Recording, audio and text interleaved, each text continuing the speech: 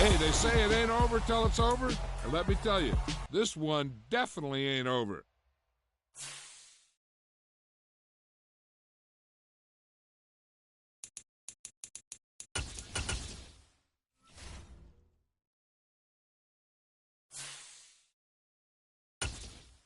Entering settings screen, you have 20 options. Menu narration option is set to off is selected.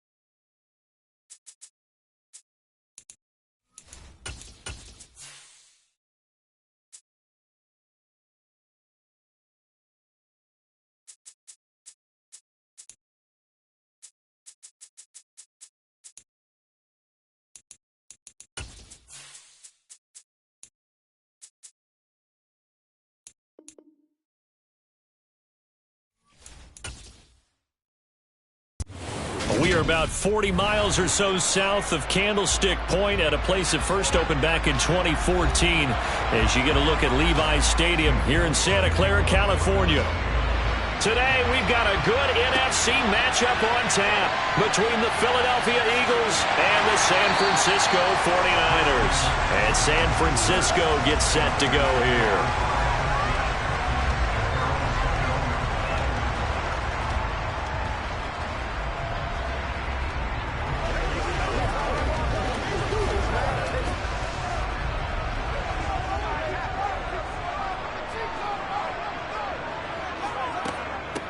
The drive begins with a run by McCaffrey. And he's got it past the 30 before he's hit and dropped. Just like that, it's a gain of 12 and a first down on their first play. That's pretty much meat and potatoes right there, wasn't it? Just go right at them and let your big horse charge up the middle. Not too fancy there, was it? Nothing fancy at all, challenging that defense. And on that go-around, the offense won the challenge. Back to the ground on first, it's McCaffrey. And the defense closes quickly there. He'll get maybe a yard to the 33. Oh, there's plenty of traffic waiting for him. Just a yard on that last run. They stay on the ground. McCaffrey again. And he'll get 2, maybe 3 up near the 37. Just not a whole lot of room to operate there on that carry. No, not at all. They did a really nice job staying in their proper places and not allowing any lanes to open up. The Eagles call on the extra defensive back here as they prepare for a stop on third down. Now Mahomes. That's complete. It's Brandon Ayuk. And he is going to have the 49ers first down as they're able to get the third down conversion. I don't care how many times we see it. I still get a kick out of watching quarterbacks and receivers do the pass tree in pregame warm-up. But I always remember that when we go to practices, we see that after practices as well. They really tune it up, don't they? They tune it up. They know why they do it for these situations. First down. And they build that trust, and that's why they're able to find him in this type of a situation. And now a throw on first down there, but it's incomplete. How about that? Red man coverage and decided to test them early. But they proved up to the task and forced the incompletion.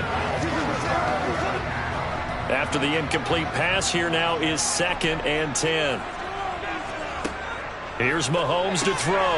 That's over the middle and caught by Ayuk. And he'll be tackled on the other side of midfield at the 46-yard line. And he's already got 2 catches on the opening drive. They know he's going to be a handful. And sometimes you game plan for that offensively. You want to make sure that guy touches the ball, and sometimes it just happens naturally. And then you change your game plan. When he has the hot hand, you keep going back to him because he's running routes with confidence as the game goes on. Man open, that's Deebo Samuel. And he is going to have a Niners first down as they're able to get the third down conversion. Solid opening drive so far, Charles. They've moved this football into field goal range, but you know that they want to cap this off with 6 and not 3. Absolutely. As one of the better coaches in the league always tells me, on offense, I want to throw body blows all game long and finish it with uppercuts. Well, here are the body blows right now. He's hoping one uppercut will take care of the end of this drive. A nice run there, 9 yards, and it'll be 2nd down. A nice run here early on. It doesn't take a great play caller to realize you want to establish a guy of his caliber with runs like this early because they'll pay dividends as the game progresses. The last run got 9. That leaves him with 2nd and a yard. Up the gut, McCaffrey. And he is going to be stopped cold behind the line of scrimmage. He winds up giving a yard back there, and now it's 3rd and 2. Well, I would have figured after the 9-yard run on the previous play, getting 1 more yard wouldn't have been much of a problem. But apparently it was, and now it's 3rd down. So play number 10 now coming. It's been a long opening drive, but this is 3rd down. They'll try and pick it up with McCaffrey. And he's able to pick up the first down here before he goes down at the 26. A 3rd down gain of 3 yards, and that'll be enough. If you make the stop there, maybe you hold them to 3 on this opening drive. They didn't get the stop. Yeah, new set of downs now. Now you're worried about, just as you pointed out, not just giving up 3, possibly giving up 6. Let's see what they decide to do here because they've got to change up what they have been doing. It hasn't been working. We're scoreless after 1. The 49ers with the football here to begin the second quarter, as they've got it with a 1st and 10. Again, they run. Again, it's McCaffrey. Oh, nice move. And they'll work it inside the 15-yard line before it's all said and done. 41 yards rushing for him already. A terrific opening drive on the ground, and it's a 1st down. The impressive opening drive continues, and just space being created by those guys up front. We're seeing this the same way, aren't we? We are seeing an offensive line, as this game gets started, as it starts to unfold, that they are dominating the line of scrimmage. And he'll fight his way down right around the 12. He's stopped in his tracks by Ahmad Gardner. He's had success on this drive, but not on this play. Finally, they bowed up defensively. I think they were determined not to let him take it pretty much all the way down the field. Yeah, it looks like they handled their run responsibilities correctly this time. When we call them run fits, everyone was in the right place. On 2nd and 9, Mahomes, and that is incomplete here. I think we'll see more of them trying to get him the football out of the backfield. They love what he can do in open space, and they believe that he creates mismatches they can exploit.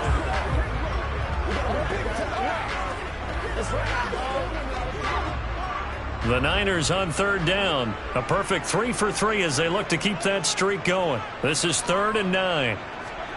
From the gun, it's Mahomes. The left side throw complete to Adams. And they're going to mark him down short, maybe by about a yard, if that. That'll go for a gain of 7. And that's going to bring up a 4th down. And the pocket's been protected pretty good here so far on the opening drive. We always talk about confidence in runners and catchers and quarterbacks. How about the protection detail? They're not allowing anyone near the guy throwing the football. Here we go with McCaffrey. And he's not going to get there. Might have even lost a yard. They'll get neither the touchdown nor the 1st down. And on the opening drive of the afternoon, the defense forces a turnover on downs. 1st and 10, and they've got 3 tight ends out there. A jumbo package look. It'll be Sanders to begin the drive. And that won't buy him much room. Just a 1-yard gain to the 5. That 1st down play, all you want to do is wedge out any type of space and try and create enough room that if you have to run the punter out there, he can successfully complete the punt. Yeah, didn't get a ton there, but at least some positive yardage. The run only got a yard. Here's 2nd and 9. Now Burrow. That's complete to Justin Jefferson. And brought down, but not before they're able to get it up to the 25. 19 yards to pick up there. Move the chains.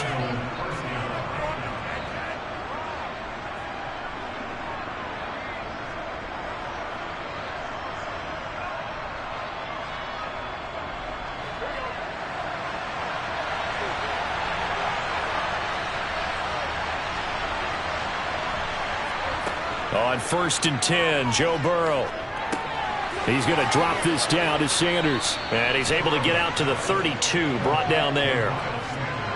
Just about every quarterback is trained to really look downfield first before you come back and make a nice, safe throw. And in this case, that's exactly what he did. Found his running back, let him create some space, and it turned out to be a nice play for the offense.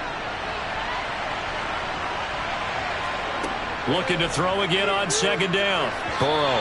And the timing a bit off that time as that one falls to the ground. The coverage keyed in on him since that last completion his way.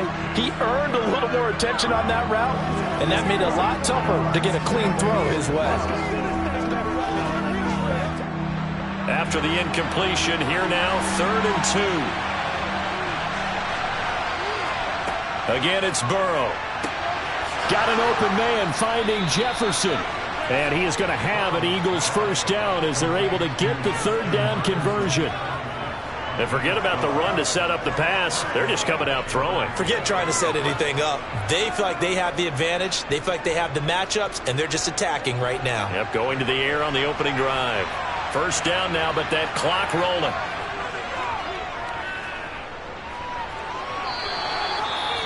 Now a timeout called for by the offense as they'll stop it with just over a minute to go before halftime.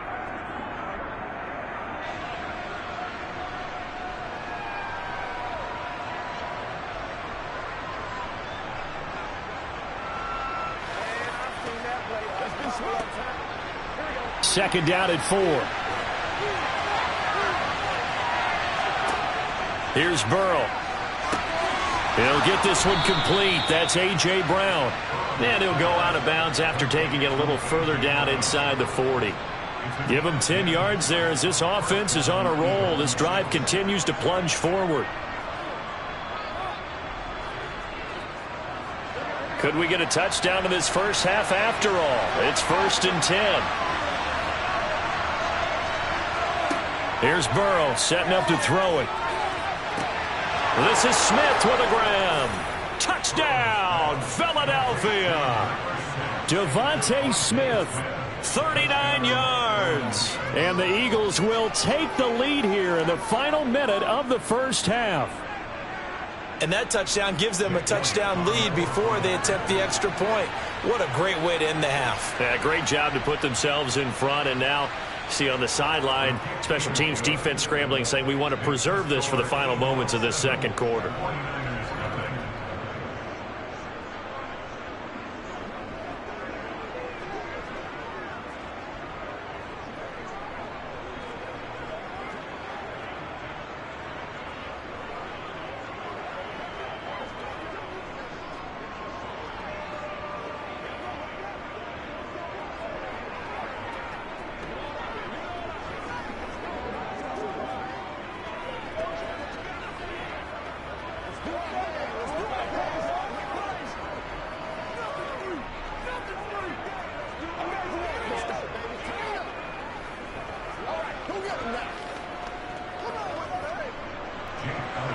Now after the touchdown, here's Elliott on to kick it away. And he'll elect not to return this one, so they'll bring it out to the 25 on the touchback. Well, the Niners going back on offense now late in this first half. And with just under a minute to go, they might try to think about mounting a drive here if they can and get in the end zone. Could potentially tie this game up. Mahomes now on first down. Eluding the pressure right. And he takes us up to the 40-yard line before being corralled. The 49ers now going to use the first of their timeouts as they'll stop it with just over 40 seconds to go in the first half. Well, the Niners going back on offense now late in this first half. And with great starting field position and a couple of timeouts at their disposal, they'll certainly have the green light here. So quickly all the way up at the 40-yard line. Now here's Mahomes. That's caught downfield by Kittle. Touchdown! George Kittle, 60 yards. And the 49ers are on the board here in the final minute of the first half. And a little time left on the clock, so on the other side, they're thinking, gosh, we'd like to get that lead right back. Yeah, thanks for pointing that out. Here I am going ahead and tapping out the first half. Well, there's still time. They've got to make a decision about what they want to do on the kickoff, or they want to let their return guy touch it. Gold with the extra point, and that is going to tie our game as we approach halftime.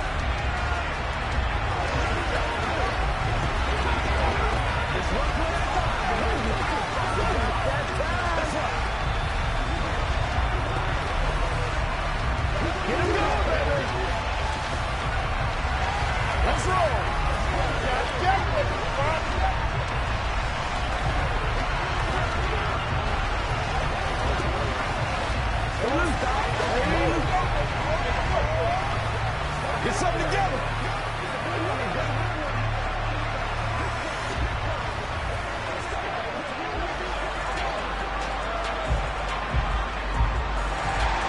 So all even at 7 now as they kick it away. Taking it about the 1. Tyreek Hill on the return. And good coverage there on special teams as they'll get him down shy of the 20. The Eagles offense going to take over late in this first half as they will take over here with a little more than 30 seconds remaining. Just over 30 seconds to go in the half. They've got it 1st and 10. Burrow looking to pass. And this is caught. It's Brown. And they're going to get this beyond the 40 before he's taken down. So they accept the penalty, of course, and push the offense backwards a bit. Well, the Eagles going to get one final possession in this first half. And with time quickly fading here in the second quarter, not sure how aggressively, offensively they want to play this. I think we'll find out just how much they trust their guys in this situation if they decide to take a shot. Out of the gun, it's Burrow. Toward the sideline, and look at that catch. Dragging the toes, and that's going to be a first down. Well done. They give them 13 yards there on the play and a fresh set of downs.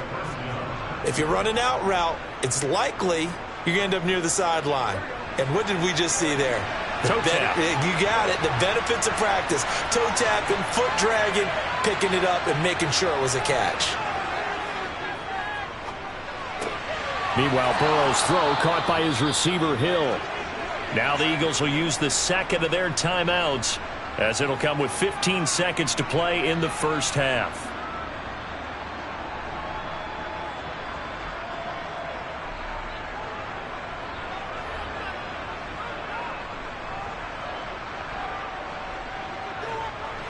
Back-to-back good plays have them on the move on first down. From midfield now, Burrow. Tyreek Hill's got another one. And they're going to get this down to about the 37. And this offense going to elect to burn a timeout with 5 seconds remaining in quarter number 2.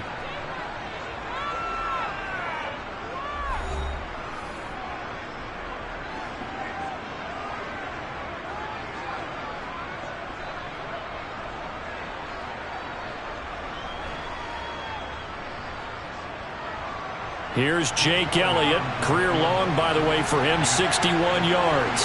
This from 54 yards away.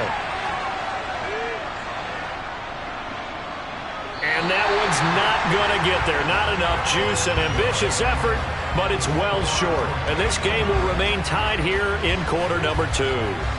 Boy, Brandon, a missed opportunity there at the end of this first half. You'd love to give your guys the lead going into the break, but this effort doesn't find the mark, and that's going to keep things all square. The 49er offense set to get this drive underway. Final shot before the half from Mahomes. Flush to his right. Oh, he'll look downfield for Kittle. And it's incomplete. Took a shot, couldn't connect. So a touchdown apiece. That's what we have the show at halftime as they head to the locker room. 7-7 our score. As we'll send you eastward to Orlando. Standing by with that EA Sports halftime report now is Jonathan Coachman. Take it away, Coach. Hill is going to take it out of the end zone. And that decision to bring it out ends up not being a good one. Costs him about 5 yards as he's tackled at the 20. And the Eagles ready to go on offense to begin this third quarter. Well, the first half, very even. I mean, really, in all facets, this ball game tied, Charles. So as we start the third quarter, curious to see what the second half brings us. Certainly am. I'm with you on that one. And we all know a lot of coaches from the NFL all the way down to the Pee Wee level. They love to spin it to their teams. Hey, we're starting a brand new, shorter ball game.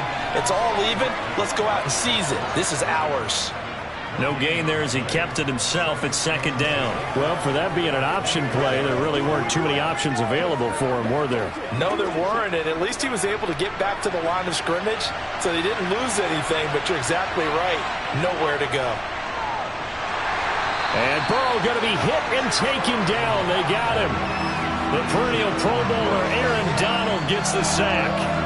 We are seeing two really confident defenses imposing their will on these offenses in this game. Yeah, absolutely, going toe for toe. Just curious if one of these offenses can wake up a little bit. Is there any way they can find something that can pop, something big to knock them back on their heels?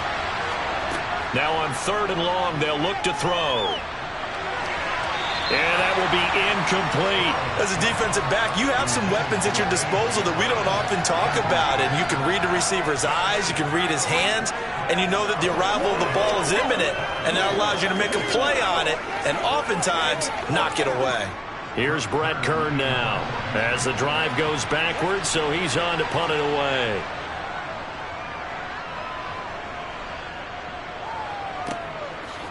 Oh, look at the juke. It's a 42-yard punt, but 8 on the return. And this offense will take over right at the midfield stripe with a 1st and 10.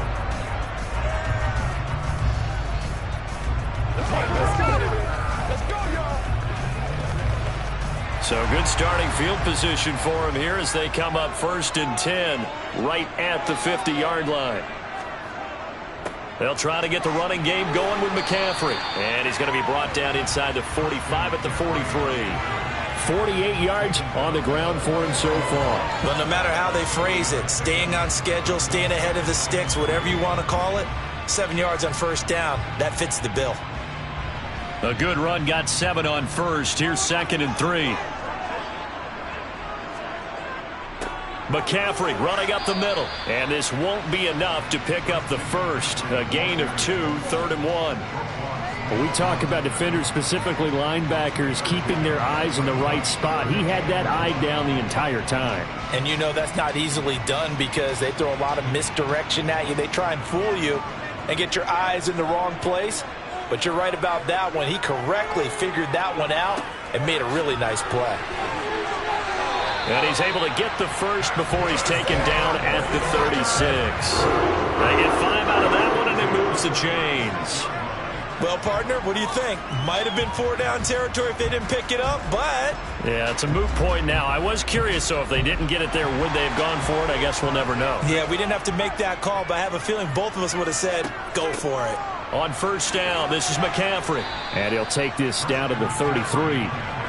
I feel like I could see what he was thinking on that carry. He wanted to follow that big tackle through the hole. Ended up only getting 4 yards on the carry. I think he had designs on that one being bigger.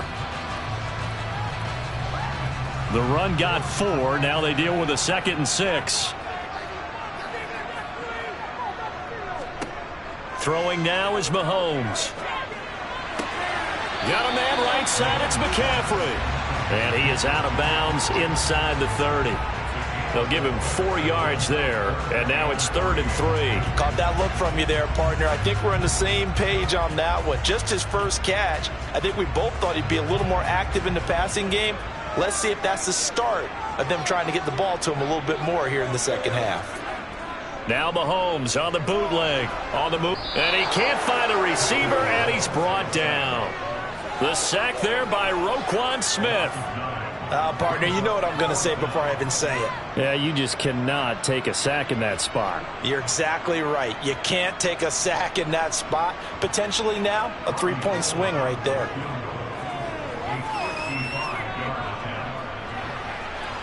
And he has got it from 55 yards away. That was never in doubt. And they take the lead here now at 10-7.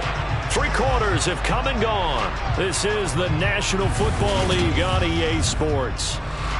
Back now here in Santa Clara, where the 4th quarter will begin with a kickoff following the score on the final play of the 3rd quarter. Hill is going to take it out of the end zone. And he's able to get this across the 20, but not by much as he's marked down officially at the 21. Philadelphia getting set to take the field.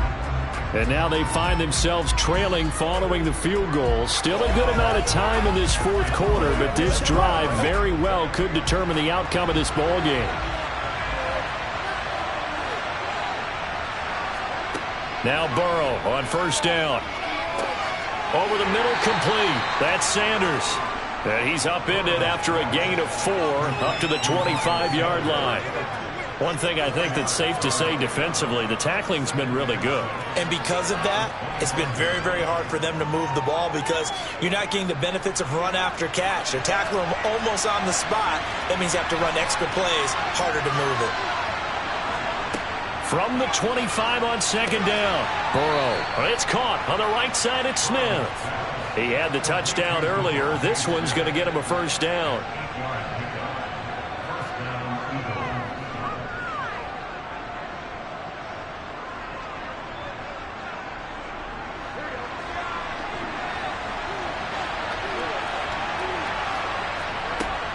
Now it's Burrow. And he'll get this into the hands of Hill, complete. And he's going to get this all the way down inside the 35. It's a gain of 34. That could very well be a defining play of this game. A touchdown, that gives them the lead, and they took a major step towards getting there with that big play right there. So the big play changes the complexion of things. Here's 1st and 10 just outside the 30. Throwing again, it's Burrow. Sideline throw, it's complete. And a nice job there of keeping the toes inbounds. But Charles, they're trying to protect this lead late. Those are the types of mistakes they could afford to go without. About the last thing you want to give them is help in completing a comeback, which is exactly what that penalty does. And now it's 1st and 10. A big mistake, especially when you factor in the personal foul yardage. They're passing here, Joe Burrow. And a quick throw here, that's complete. They'll wind up getting 7 on the play, and it'll be 2nd down. I think that was a pretty good read right there. They caught him in zone defense and went to the hitch. And because they're in zone, that creates a natural space between the defenders and the receiver, able to get it to him quickly and let him get upfield.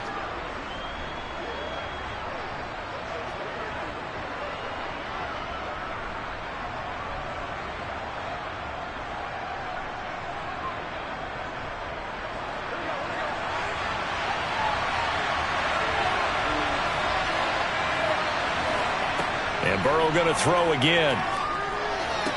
And it's caught. And just shy of the goal line as he's out of bounds right at the 1. Back-to-back receptions for him, and it's another 1st down. Working the sideline there. Good route, good catch. 1st down, and he gets out of bounds. Now you have to like the play calling because you have to run some guys down the middle of the field to draw some of the defenders away. They can't just let them guard the sideline exclusively. That's how it's going to work. Sidelines and then completions to use the clock. They'll run with Sanders, and he'll take it into the end zone for an Eagles touchdown. A 1-yard touchdown run for Miles Sanders, and the Eagles have taken a 4th-quarter lead. And touchdown, and congratulations, and 0 relaxation ahead of them, right? Way too much time on the clock for them to start celebrating. Yeah, part 1 is done, but now on the sideline, you can already see them scrambling down there. They're getting those defensive guys ready. Yes, you have to get those guys ready, and you also have to talk to your special teams guys. Make sure the kickoff is exactly what you want and cover it well.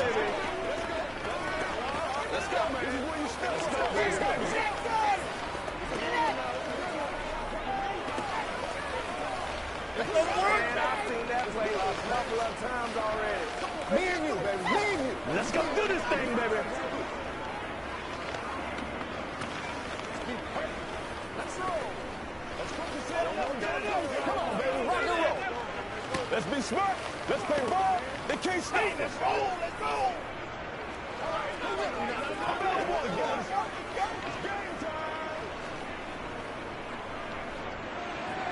Now after the touchdown, here's Elliott on to kick it away. This one fielded at the 5. And he'll get it up past the 20 to about the 22. Patrick Mahomes in the offense. Down 14-10. A minute 51 on the clock. They need a touchdown. A field goal is worthless now as they come up on 1st and 10.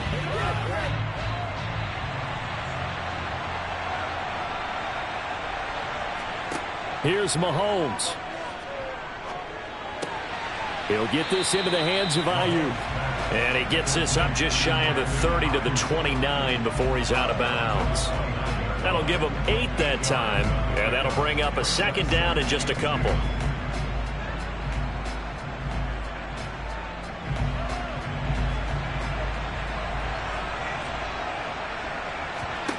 Mahomes will throw. He's going to let it fly. And that will be incomplete. Tried to dial up the long one way out there, but it'll be 3rd down.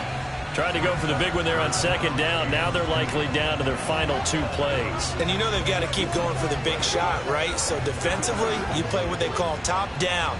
Nothing behind you. Make everything get completed in front.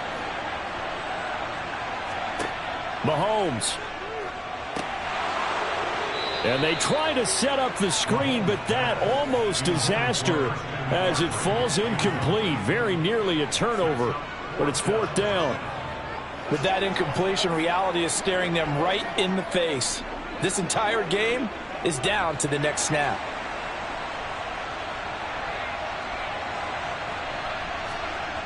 They'll run for it. McCaffrey. Oh, he's got a little daylight. And he goes out of bounds just shy of the 45. They keep the game alive, at least for the moment, as it's a 1st down. Remember, that was 4th and a full 2 yards. There's a big difference between that and 4th and maybe 6 inches or a yard. Yeah, you're exactly right, because when it's that 6 inches, you just fall forward and you pick it up, right? You just go quarterback sneak. But having to move bodies, that means you actually have to execute because they know what you're going to do. How are you going to make the right play call and get everyone into the right spot and win at the line of scrimmage? That's what they did there. Another nice gain. That's now 30 yards between those last 2 plays. That's exactly what they were looking for. If they get another gain like that, they'll be right there in field goal range. And the tension building. Counting down toward a minute to go in this football game. Mahomes throw pulled in by Kittle. And he's brought down here just outside of the 20. But they picked up a little bit of yardage there, and now, in this situation, should be in no hurry to run a play really fast. Let the clock wind down. 1st down now, but that clock rolling. Mahomes to throw it. He takes it across for the touchdown, and they've taken the lead late in the final minute of the 4th. Wow, wow. What a game this has been, and what a drive that was, Charles, to take the lead here late in the 4th quarter. And, partner, that's a job well done by everyone, from the players to the guys calling the plays. And if I may introduce just one downside to the mix, might be a little bit too much time left. Enough on the clock for a final last-ditch effort to try and steal this win away. Gold able to tack on the extra point. So it's now a 3-point game here in the closing stages, as a field goal now can only tie it. Let's go, baby.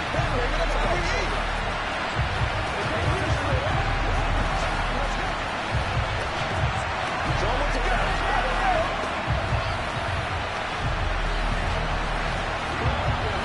I got you, baby.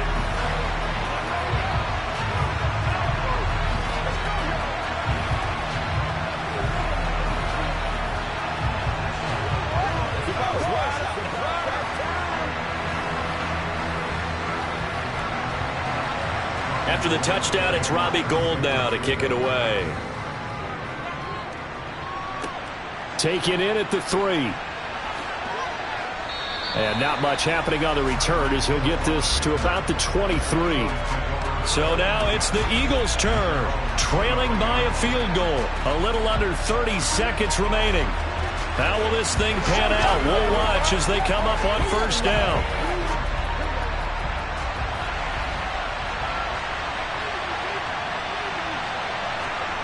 Burrow.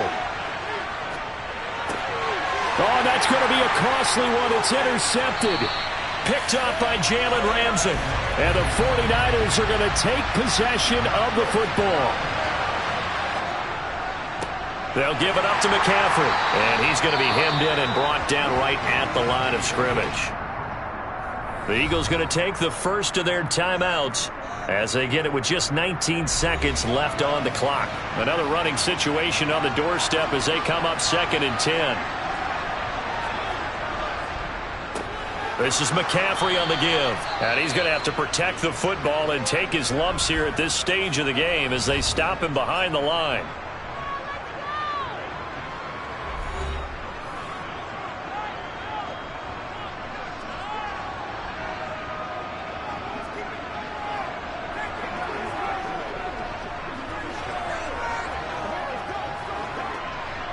And not an easy spot here. They'll be in search of 13 yards to try to pick up the first. 3rd down. Here's McCaffrey. And he'll maybe get back to the line of scrimmage, but no more than that. Now the defense will burn their 3rd and final timeout.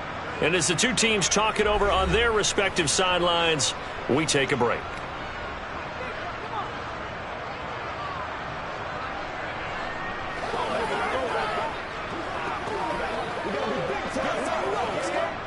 So a big kick coming for Robbie Gould. This to swell the lead to 6. And the 39-year-old veteran puts it right through, and that will add 3 more to their lead. It pushes it up to 6. So, Charles, they get to them with their first turnover of the game and then make it hurt a little bit extra with a field goal. And anytime you give the ball up, what's the first thing a coach tells his defense? Don't let them score off of this. You've got to put out the fire. In fact, in 2021, that's what one NFL coach turned his defense. The firemen. Go out there, guys, and don't let them put some points on the board.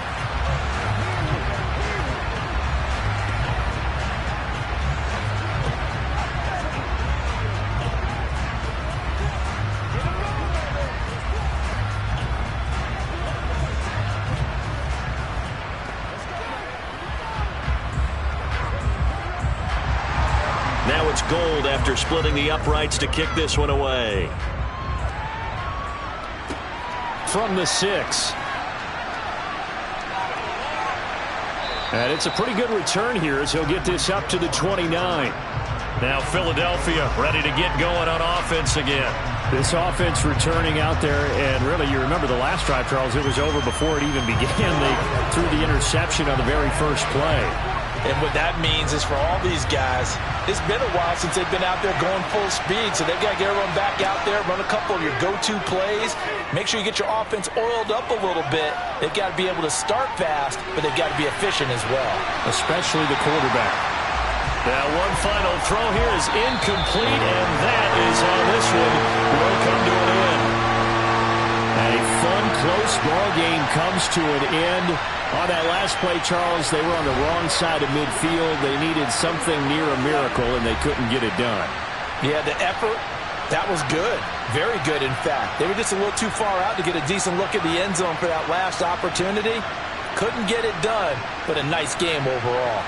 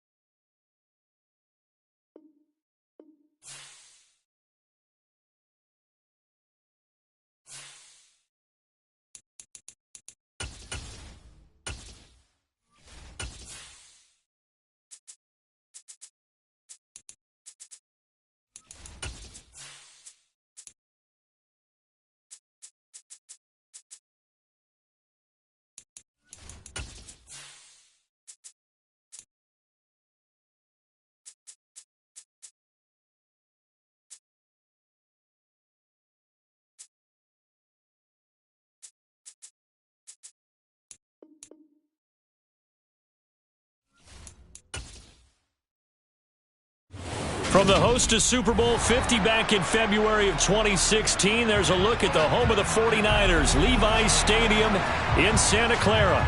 Coming up, we've got what should prove to be a good one between the Los Angeles Chargers and the San Francisco 49ers. And he'll get it up just past the 20 as his guys will go to work at the 21-yard line. It didn't take long to see our first penalty of the game, did it? We always talk about everyone wanting to get into the game in a hurry. The officials did as well.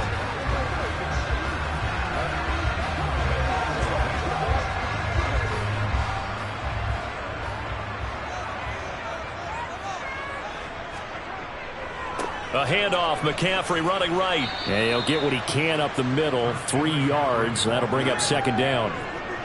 Vision is so important for the man in the middle because his ability to look through all the clutter that's happening in front of him, diagnose a play, and then go make it and finish it, that's when the great ones know that they have the goods. On 2nd and 7, Mahomes. It's caught here by Adams. So 5 yards here, 5 on the play.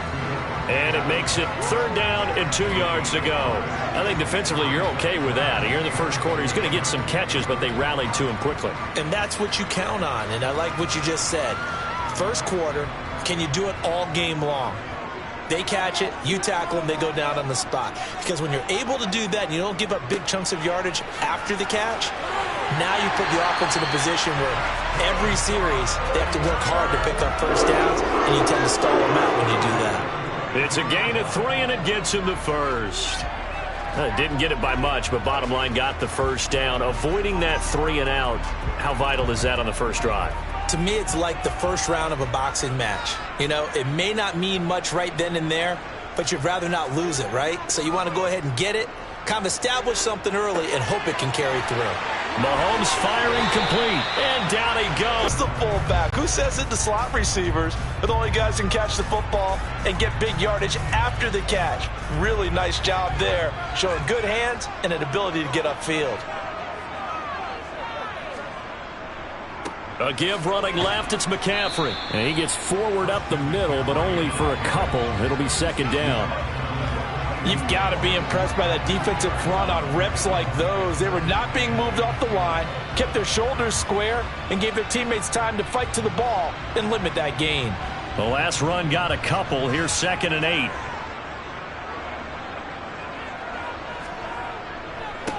They'll run with McCaffrey. And not much there at all. Maybe a yard up to the 43. Well done to sniff that out defensively. He had it diagnosed pretty quickly. I love that description because diagnosed is perfect on that one. Read his keys, made the play, and he couldn't even get going moving the football.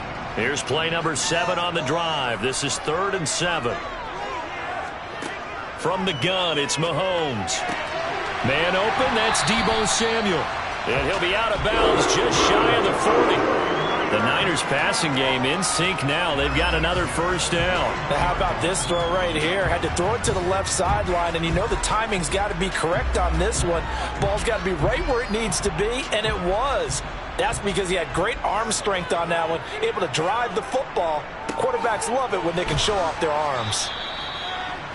Just a yard on the first down carry, so it's 2nd and 9. That felt like a trap because it looked to me like the opposing front was on that play from the get-go.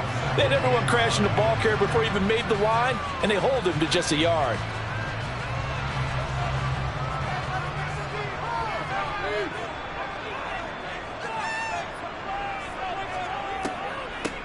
A first carry for Elijah Mitchell. And give him 6 yards here as he stopped near the 35 at the 34. A quick burst there, and he nicely bit off a pretty decent gain.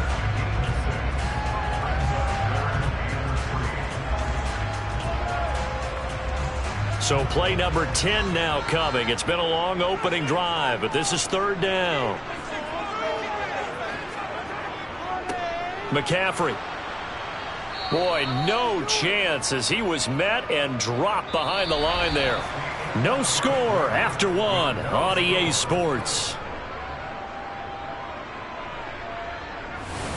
The 49ers with the football here to begin the second quarter.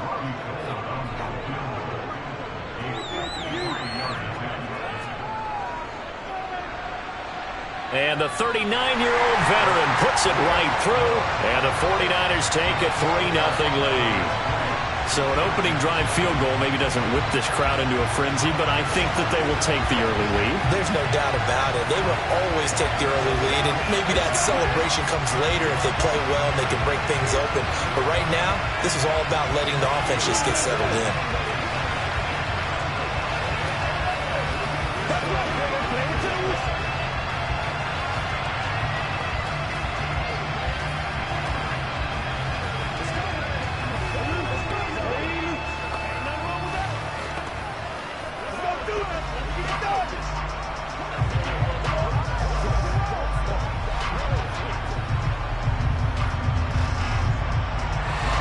Now it's Gold after splitting the uprights to kick this one away.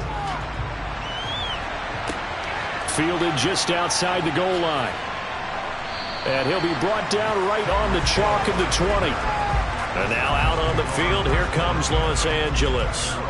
This one a little slow to get cooking. Just a 3-0 scoreline as they begin with a 1st and 10.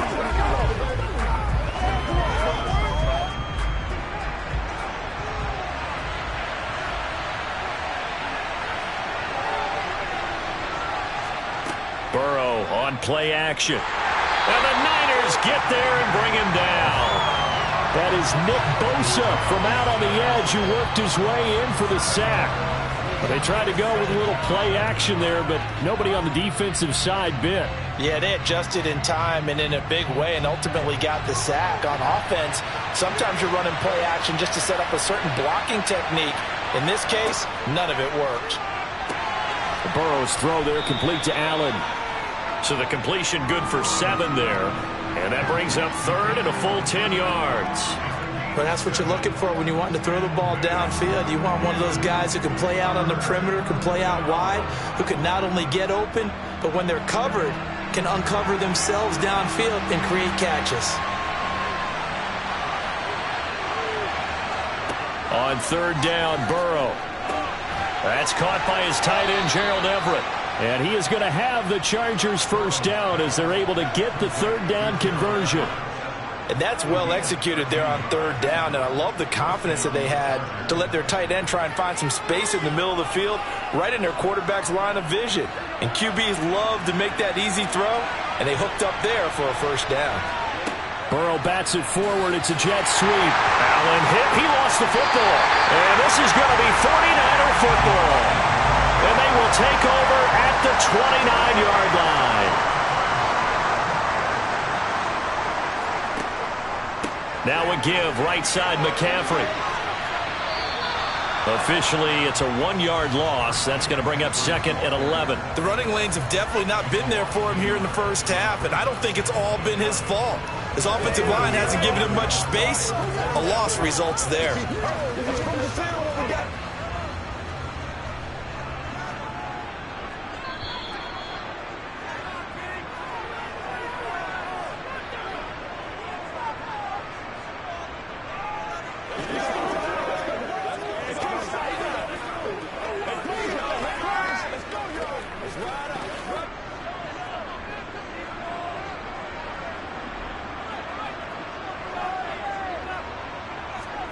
On 2nd and 11 now. Mahomes. And he'll be taken down at about the 22-yard line. One thing you're hoping for when you run drag routes, you're able to hit a receiver in stride, and he can pick up a lot of yardage after the catch. But in this situation, the defense was effective, able to stop him before he could get a good head of steam going. Coming up here looking for 3 yards to pick up the 1st. Mahomes looks to throw on 3rd down. He'll get this out wide here to McCaffrey. And able to get this down inside the 15 to either the 13 or 14 before he's out of bounds. Got what they needed there. The drive continues with a 9-yard pickup. I'm not sure that was necessarily a safety valve or a check down throw on 3rd down. Sometimes just try and find the open guy and get him the ball. He did exactly that and found a way to pick up a 1st down. Mahomes now on 1st down. That's Samuel, caught left side. That's good. The completion there for 7 yards, and that's going to bring up 2nd down.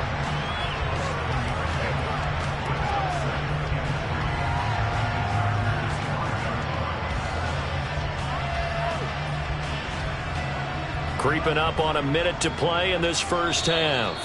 The 49ers now going to use the first of their timeouts as they'll stop it with just over a minute to go before halftime.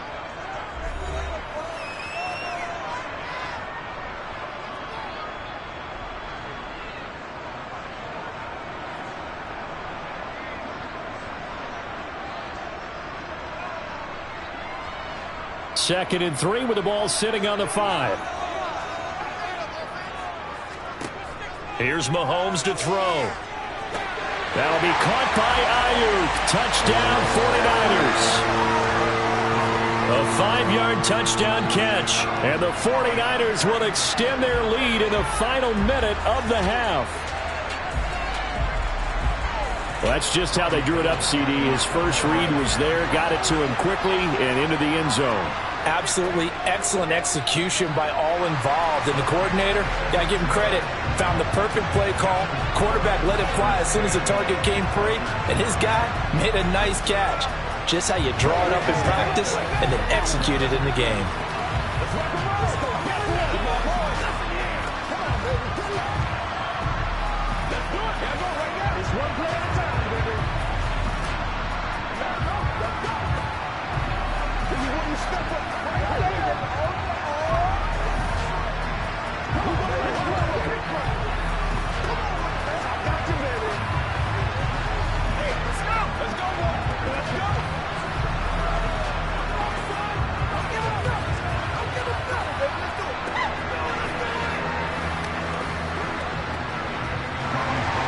After the touchdown, it's Robbie Gould now to kick it away.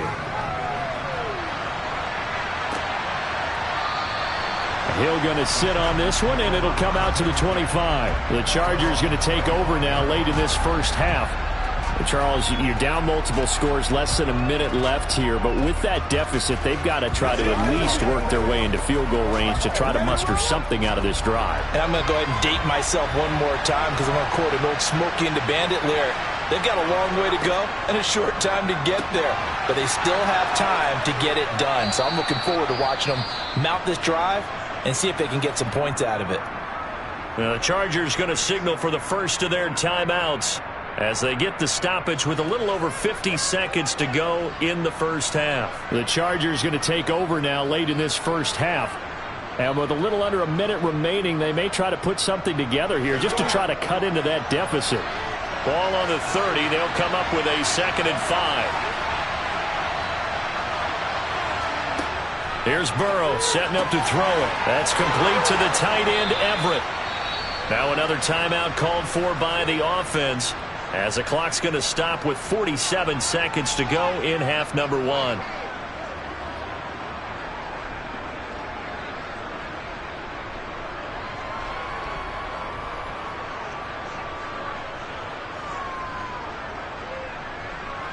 A 1st and 10 here, and you know, if they could just get 3 out of this, something about whittling it to a one-score game at half that might provide a psychological boost.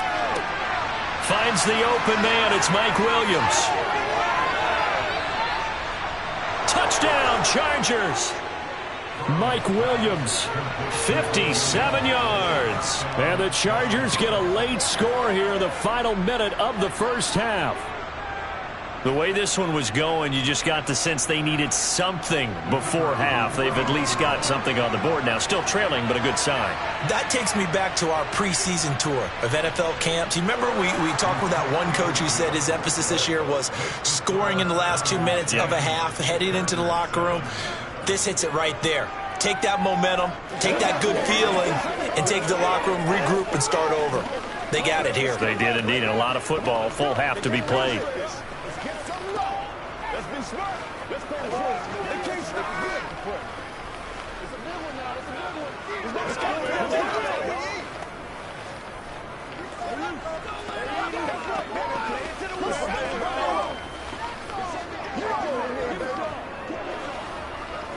Let's go, baby. Let's have some fun.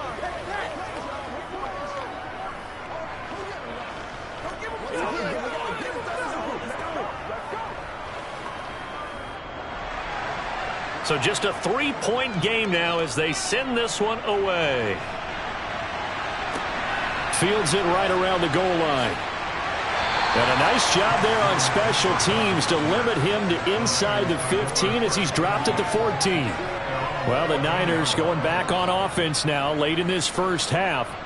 And they may just be content to take this 3-point lead and head into the locker room. 35 seconds, all that remains in the first half as they come up on first down. Working from the gun, Mahomes. Over the middle, that's caught by Adams. Give him a gain of 5 on the completion, and that will bring up second down.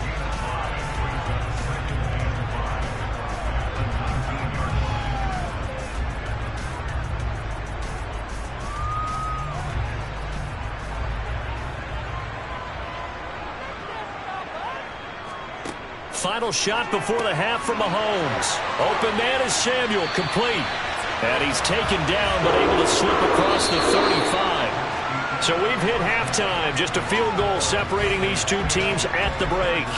As we send you cross-country to Orlando, Jonathan Coachman is there and has our EA Sports halftime report. Taking it about the 1. And he's up past the 20 to the 22-yard line. Out comes the Chargers as they'll go on offense now to start this third quarter. Charles, it'll be interesting to see what adjustments this offense made in the locker room. Haven't really been able to get anything going offensively, virtually nothing in the ground attack either. So certainly something has to change here in quarter 3. And I'm pretty sure their friends from the defensive side of the ball told them exactly that, because those guys, the stop troops. And now off to the races down the right side. Touchdown, L.A.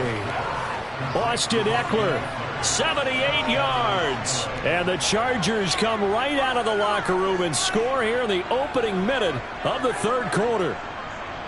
Well, he's used to running it that distance. Here he had to catch it, too, before making the run. Heck of a play for the score. There's not many things better for an offense than a back who's a complete guy, who can run it and catch it. And we just saw him complete a big-time play for a touchdown.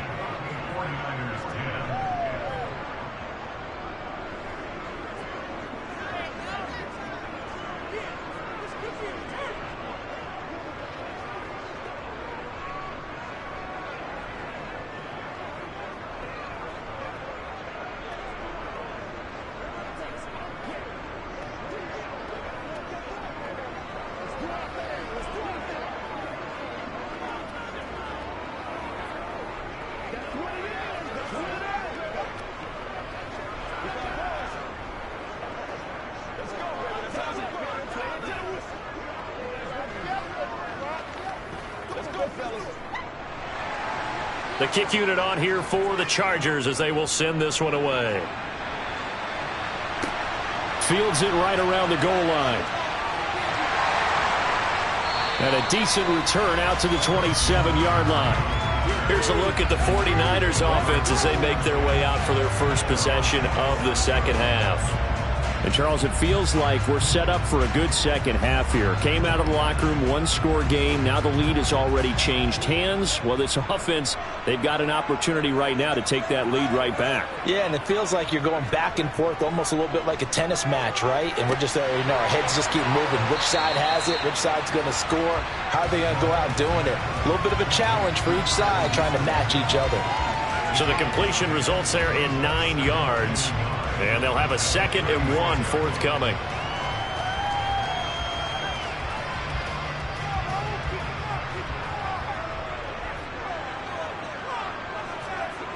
They fake the give. Now Mahomes. Over the middle, that's complete to McCaffrey. It'll be a gain of just a yard, and they'll be faced with a 3rd and inches.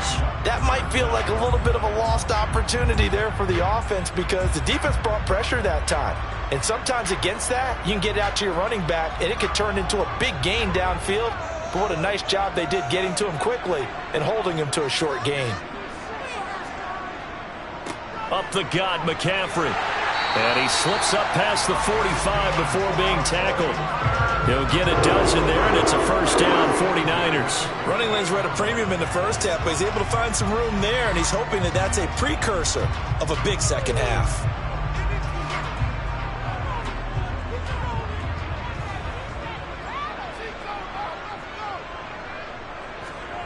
On first down, Mahomes.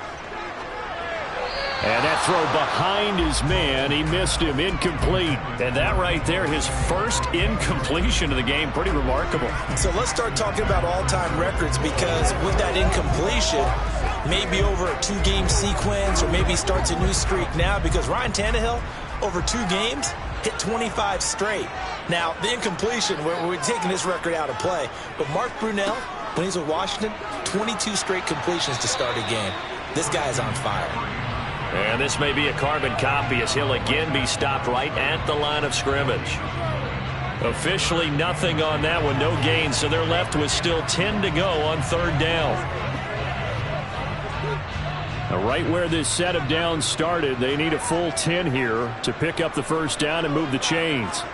Throwing is Mahomes on third. Got his target, Samuel. And he'll get this one down near the 20-yard line, just shy of the 20. Give him 30 yards there. When teams practice their plays during the week, they're hoping that it's going to pay off on game day. So it sure has to feel good for them when they hit them during a game, and they hit that one there for big yardage. So the big play gets them all the way down to the outskirts of the red zone here for first and 10. Meanwhile, Mahomes' throw taken in by Adams. And they've got this down to about the 12-yard line.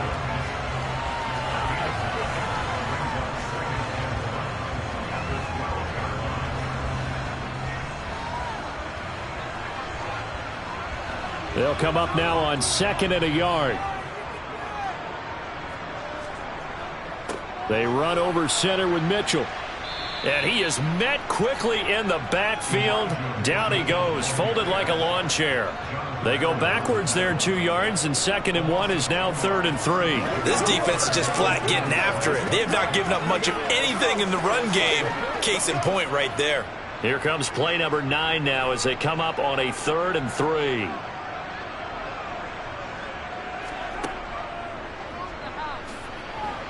And he's going to be a yard short. A 2-yard pickup leads to 4th and 1. 3 quarters in the books. We'll return with more after this break. You're watching the NFL on EA Sports. Back now here in Santa Clara. It's 49er football, but some ground to cover. They find themselves behind as we hit the 4th and final quarter. They'll run with a fullback, Juszczyk. And he's able to pick up the first down before he's tackled right at the 10. They only got a couple, but a couple's all that they needed as they convert on 4th. And yes, everyone, that was the fullback carrying the football. I know it's a dying breed, it's a dying position for a lot of people, but I still think it's valuable and important, especially one who can carry the ball. And you need short yardage. What makes sense? Go to a big body, let him plow forward just like he did there. It's still a big man's game. Now a throw to the end zone on first down, but it winds up incomplete. To give you an idea of how accurate he's been throwing the football, we're the second half. That's just his second incompletion. Well, if he's that locked in, that means everyone's locked in, because to me it's like throwing a no-hitter in baseball. The pitcher may get the credit, but a lot of people making plays behind him in the field. On 2nd down, here's Mitchell. And he'll be brought down here at the 3-yard line. Give him 7 on the play, and just like that, it's 3rd down. Well, this play sequence was really kind of called in reverse. Incomplete pass on 1st and 10. Nice run on 2nd and 10 when probably everyone was expecting him to throw the football. Now, if you're the defense, what are they going to do on 3rd down? You're a little off balance. Mahomes now to throw. To the goal line, but it's incomplete. When you run in the slant, timing is everything, and against that man coverage, there was no space available, and incompletion as a result.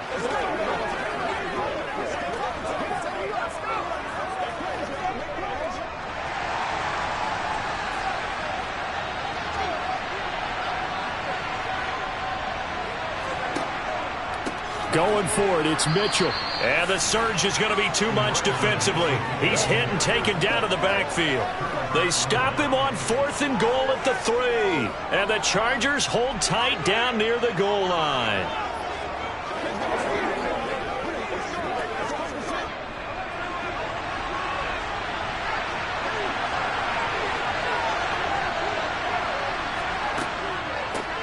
They started on the ground with Eckler. And I think this defense knew what was coming as he is smothered behind the line.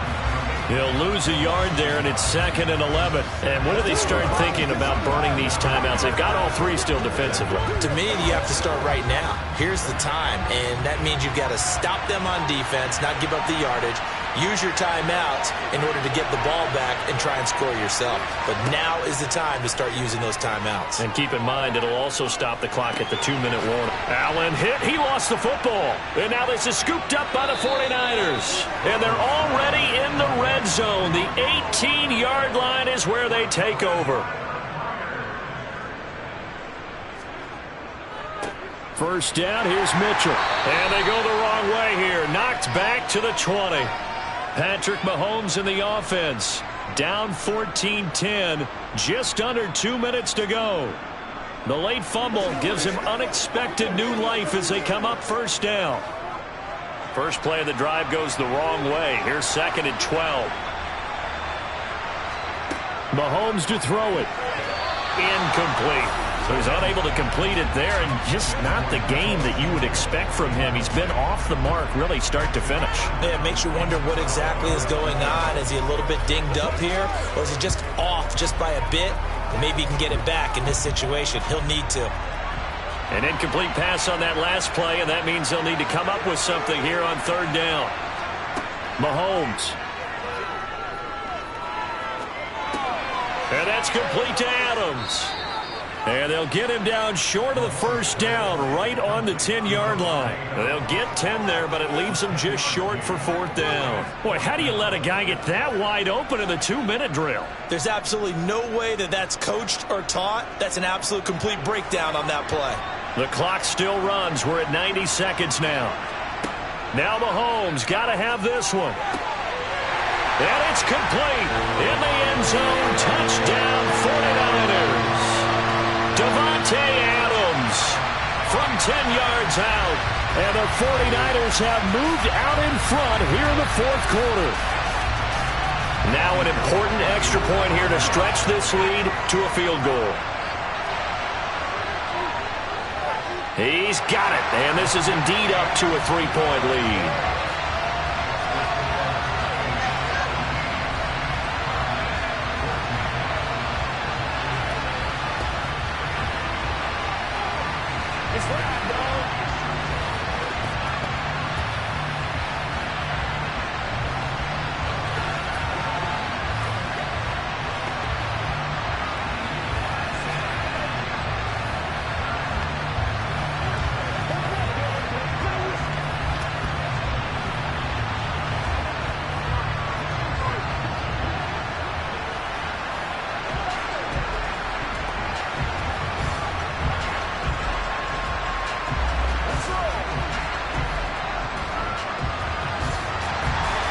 After the touchdown, it's Robbie Gould now to kick it away. Taken at the goal line. Oh, good return up past the 30. And good starting field position. He'll get this one all the way up to about the 35-yard line. Here's the Los Angeles offense as they get set to take possession. Charles, you got to think the #1 goal here is ball security. Remember, last drive they coughed it up. Then they allowed the touchdown, and now they're trailing on the scoreboard. Boy, the way you described it makes me think that that one actually hurt him 3 times. The fumble cost him potential points. Then they watched their opponent get a touchdown off of the fumble. And third, they lost the lead as a result. Really tough sequence right there. I don't think coaches have to remind them to hold on to the football. They've just got to find a way to get it done. I like what they did there, still keeping their tight ends involved. They understand it's not quite Hail Mary time just yet. Now the Chargers hustling, trying to get up and get set. Now Burrow. Wide open, it's Allen, complete. And he'll be brought down on the other side of midfield at the 43. Brandon, it's okay what they're doing right now. Still able to work the middle of the field, but you know sooner or later they're going to have to stop the clock. Would be a long field goal try from here as they try to hustle to the line. The Chargers going to signal for the first of their timeouts as they'll stop it with a little over 30 ticks to go in the football game.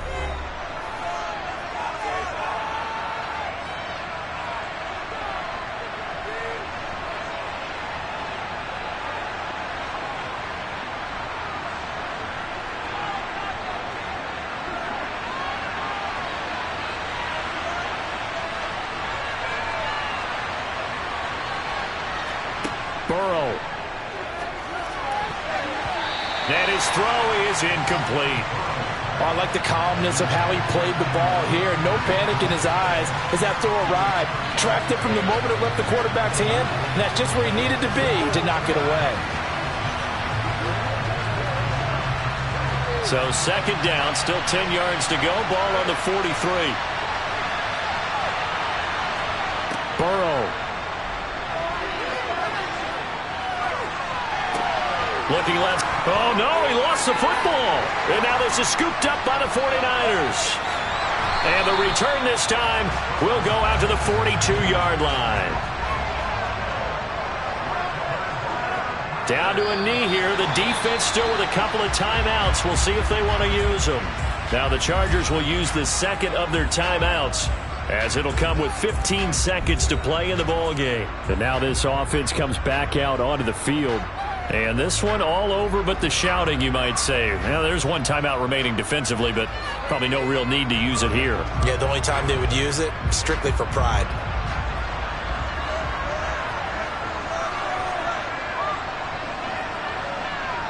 Down to a knee for the 49ers. This one about to be on ice. Now the defense will burn their third and final timeout.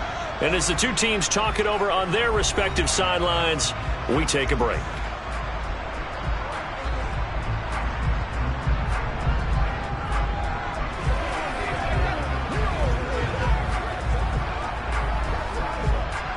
We'll see what they have drawn up here. A little bit behind the line. 12 yards needed to gain a first down. Mahomes down to a knee, and that should just about write a finish to this one.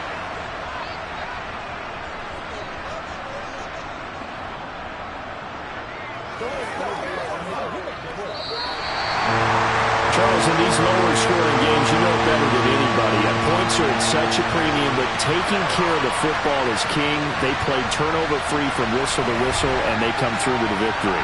Yeah, and that's what won them the game, because even doing it that way, being that clean partner, they weren't able to really run away with this game. So that tells us just how important it was to make sure you played mistake-free football.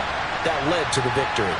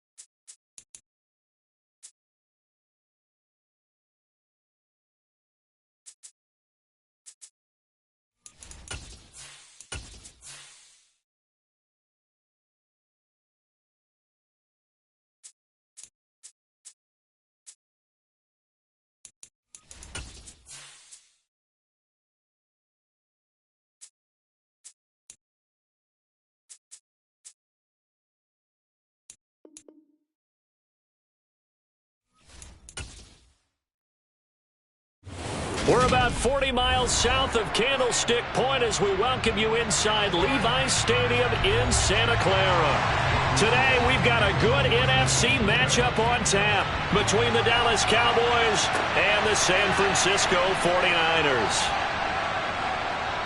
And he takes this near the 25, just a little pass there, call it the 26.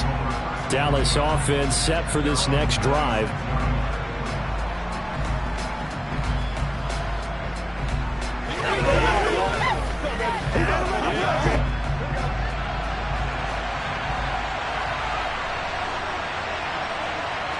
Here's Burrow to throw right away.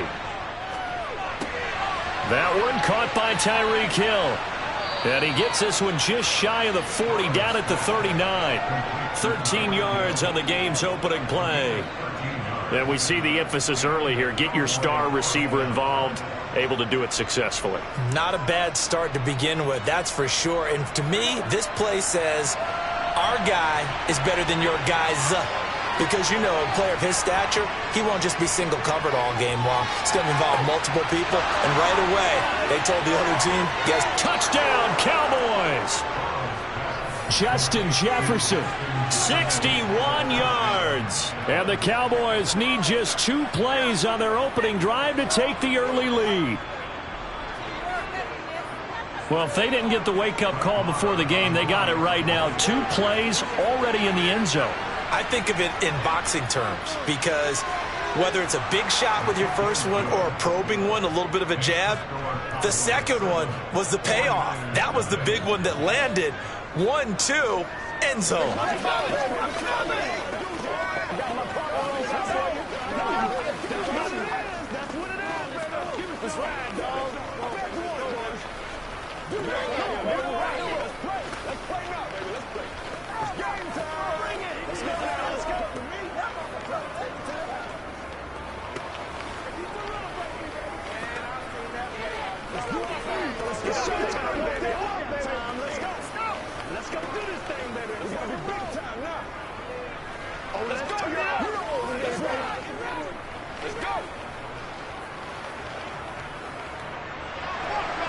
The kickoff unit is out on the field, and they will send this one away. From a couple yards deep, he'll bring it out of the end zone. And he had no room to run as he's tackled down inside the 20. San Francisco set to go on offense once more.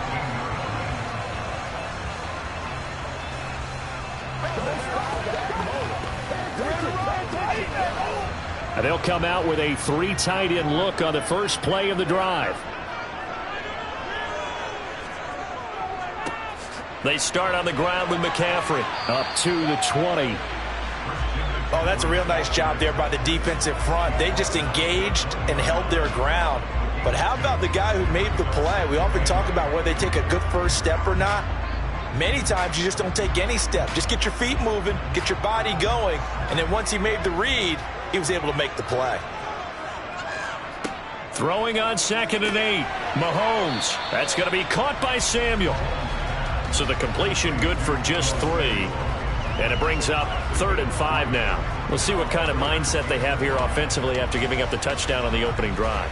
And based on our time with them, you know, prior to this game, I feel like they've got a good mindset going in. In fact, the discussion that we had with the coaching staff was, you know, we may give up some points in this game, so our offense has to be ready each and every time to either equal or try and get us ahead and try and keep us ahead. This is their chance to respond to that first touchdown given up.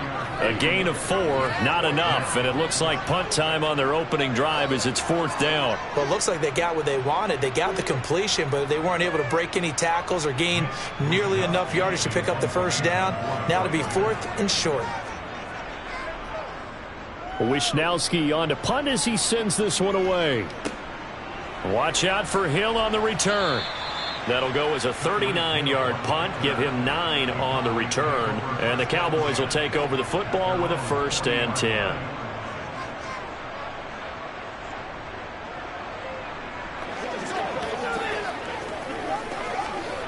Good starting field position for them here as they come up 1st and 10 at the 40. They start on the ground with Nick Chubb, and he takes this up right near the 45-yard line. 5 yards is the tally on first down. That brings up 2nd and 5. If you're a coach, you'll absolutely take that run every time on first down because it really sets you up to go in a number of directions here on 2nd. After the pickup of 5, here's 2nd and 5. And again, it's Chubb.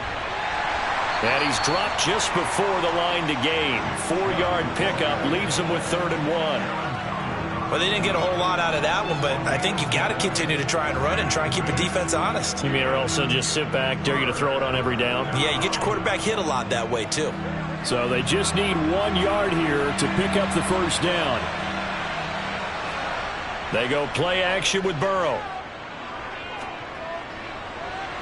He's got a man complete. And they'll have it in the red zone before he crosses over out of bounds. But forget the run on 3rd and 1. They shock the D and rip off a pretty big play. Kyle Shanahan doesn't care much for that last call, so out comes the red challenge flag.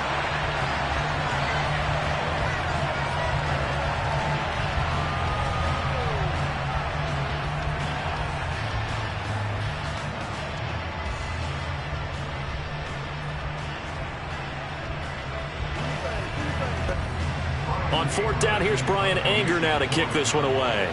Back to return it, Christian McCaffrey.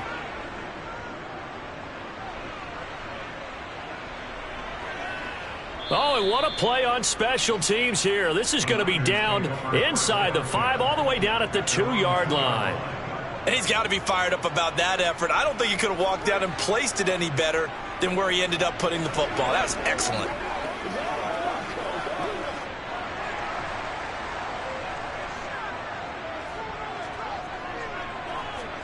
In his own end zone, it's Mahomes. Over the middle, complete to Samuel. And that's good for a pickup of 10 yards. And they'll be left with a 2nd and about a foot. You can see the time and effort and thought that they put into their passing game because it was evident right there.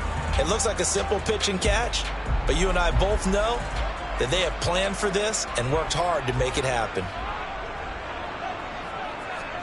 On 2nd and very short, Mahomes. Pressure gets to him, and down he goes. Back at the 4-yard line. In for the sack, Myles Garrett.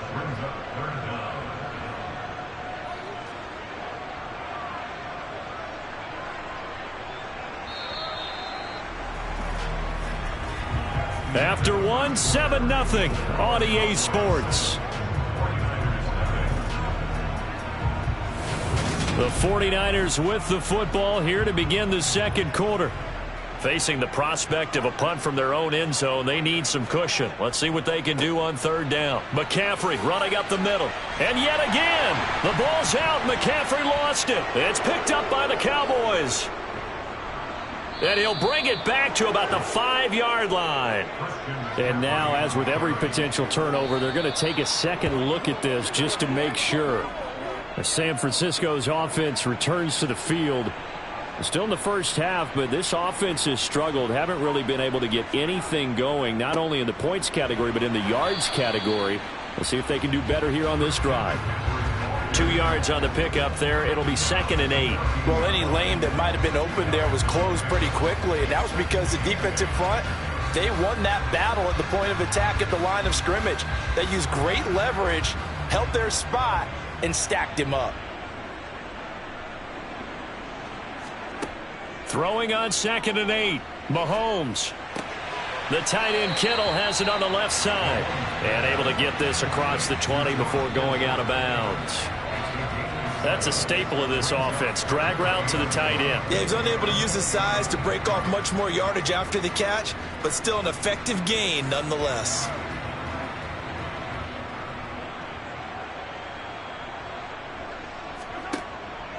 They'll try and pick it up with McCaffrey.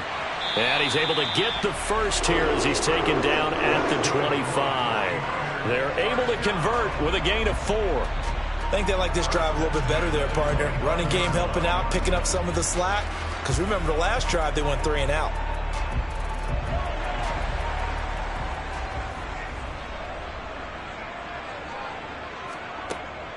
Back to the ground on first. It's McCaffrey. He'll be brought down on the 30-yard line after a gain of 6. It's a 6-yard pickup, and it gets him to 2nd and 4.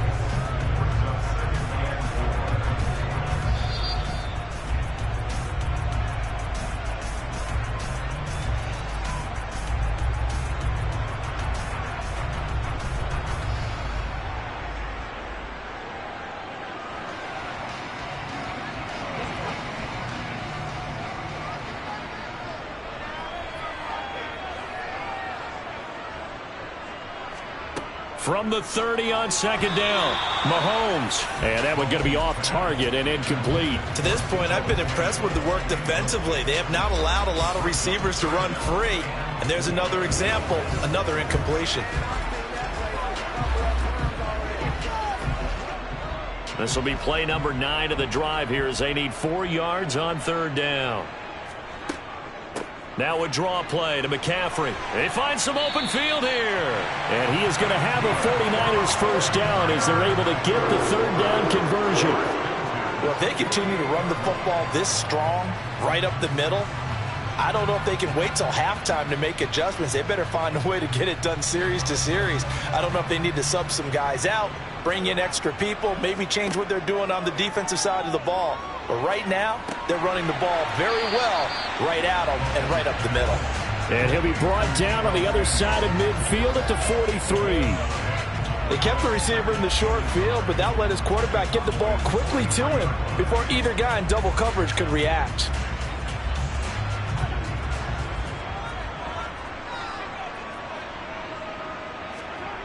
To throw again on 2nd down, Mahomes. He gets this to Davante Adams. And he's going to have another first down here as the tackle's made at the Cowboys' 26. Now a timeout called for by the offense as they'll stop it with just over a minute to go before halftime.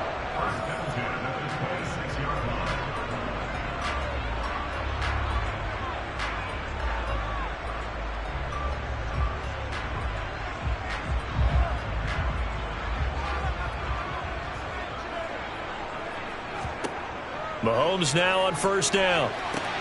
That ball caught. Brandon Ayuk. Now San Francisco going to call their 2nd timeout as the clock will stop with 55 seconds to go until halftime.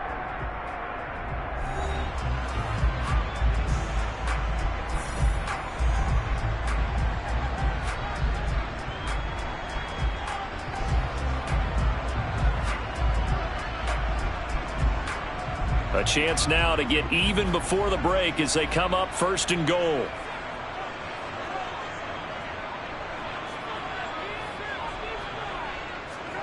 Now here's Mahomes.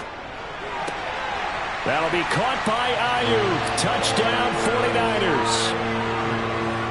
8 yards on the touchdown pass. And the Niners go nearly the length of the field and finish it off with 6 points. After nearly 30 minutes of football, that touchdown puts us in a position where if they make the extra point, we're right back to even before we start the 2nd half. Gold with the extra point, and that is going to tie our game as we approach halftime.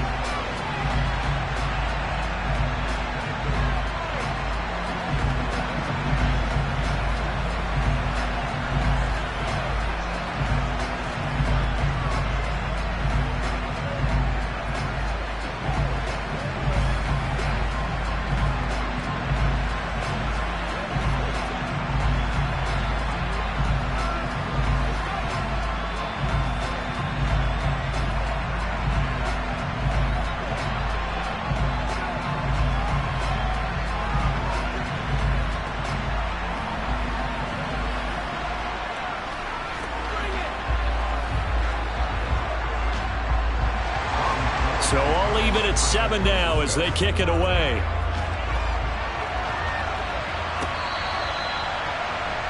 The Cowboy offense going to head out now late in this first half.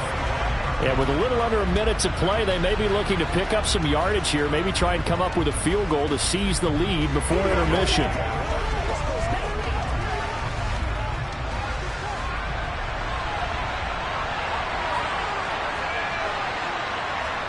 On 1st and 10, Joe Burrow. He'll find Lamb. That's complete. Now the Cowboys going to burn the first of their timeouts as the clock's going to stop with 47 seconds to go in half number 1. And now Dallas gets set to take the field. As we eke closer and closer to intermission, Charles, remember last time out they punted. They would love to get points here, especially if this is going to be their final possession of the first half. Yeah, and this is what close games feel like because the pressure is on both sides, but sometimes the pressure is a little bit higher on the team with the slight edge because they're trying to hold on to that, trying to increase it. Let's see how this one continues. Now another timeout called for by the offense. So that means they're down to 1 remaining here as we head toward halftime.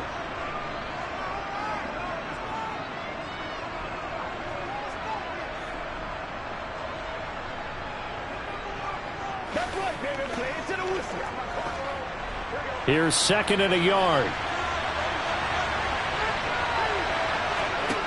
Play action. It's Burrow. They're looking for Jefferson, but this is intercepted. Picked off by Jalen Ramsey.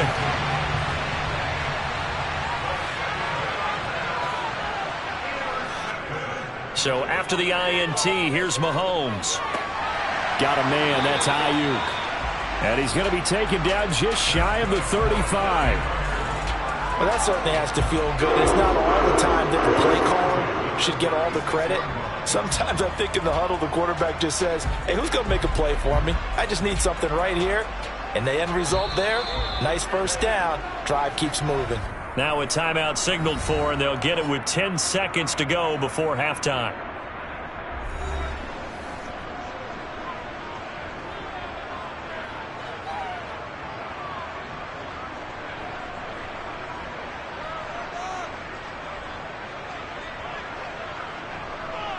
So even though it's first down, here's the field goal unit on now to try to get 3 before halftime.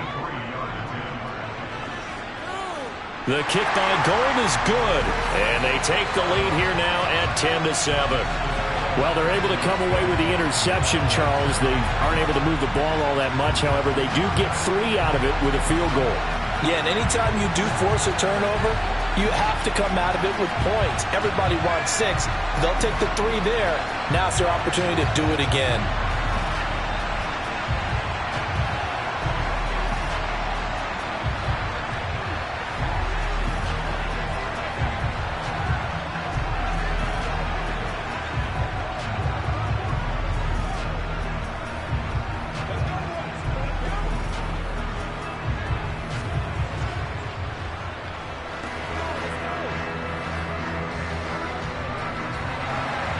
So 6 seconds, all that remains of this first half as the kick is away.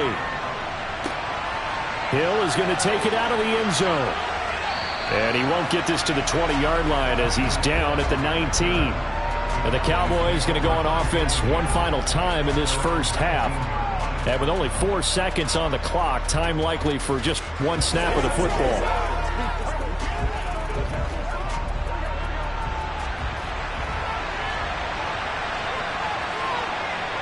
All that remains is to snap this once, and that'll do it for the first half of play.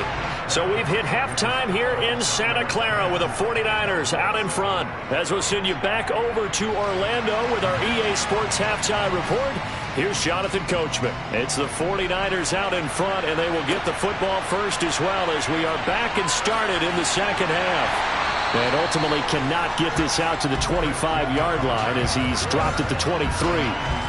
Here comes the 49ers offensive unit as they'll have it first to begin this third quarter.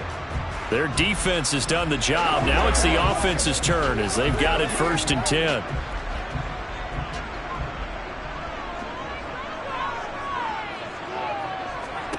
Here's Mahomes to throw. Trying for Ayuk, but it's intercepted. Picked off by Trayvon Diggs. And he takes this one back into the end zone, and the Cowboy defense has a touchdown. So this whole game gets flipped on its ear right there. The interception, return for a touchdown, and this lead changes hands here in the third quarter.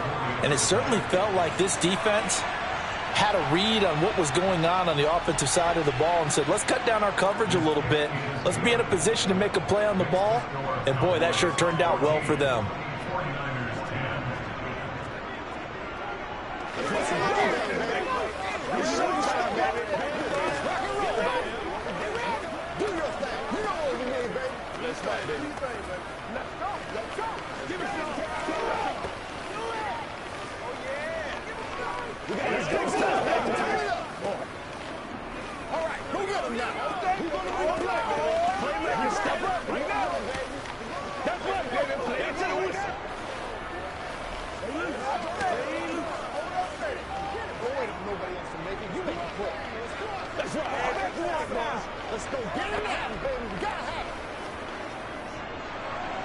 So they'll get another shot on offense following that pick six. And now the kick is away.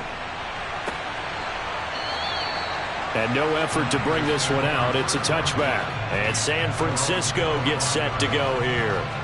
Now remember, they were just out here a moment ago through the pick six, so we'll see if they can take better care of the football this go around. Yeah, and sometimes, partner, I think it's almost better that you just throw the pick six and you come right back out on the field. You're not over on the sidelines dwelling for it for very long. You're not hearing everyone say, oh, hey, you'll get them next time. Hey, don't worry about it. He rifles one that's intercepted. Picked off by Trayvon Diggs. And the Cowboys are going to take possession of the football. On first down, they'll run with Chubb. And nothing doing. He's immediately taken down at the line of scrimmage. Call it no gain on the play, and it'll be second down. You don't see that a ton, do you? With a cornerback coming over to the middle of the field to make a run tackle. That's someone with a ton of confidence to feel like nothing is pressuring him on his side of the field. Sees that the ball's moved to the middle and just sprints over there to help out. He ends up getting the tackle. Well played. Meanwhile, Burrow's throw caught by his receiver, Hill. And they're going to get this down inside the 15. And that's a more than acceptable read right there because it's zone coverage, so timing is everything. This time he waits for his man to come open, puts it right on him, and they pick up a first down. Here's a 1st and 10 at the 14-yard line. Here's Burrow. This is caught. And they corral him just a couple yards shy of the end zone. Another nice gain. That's now 30 yards between those last two plays. And remember, this drive started off following the turnover, and they've taken no time working their way down the short field. A nice connection there, and now they're looking at a 1st and goal.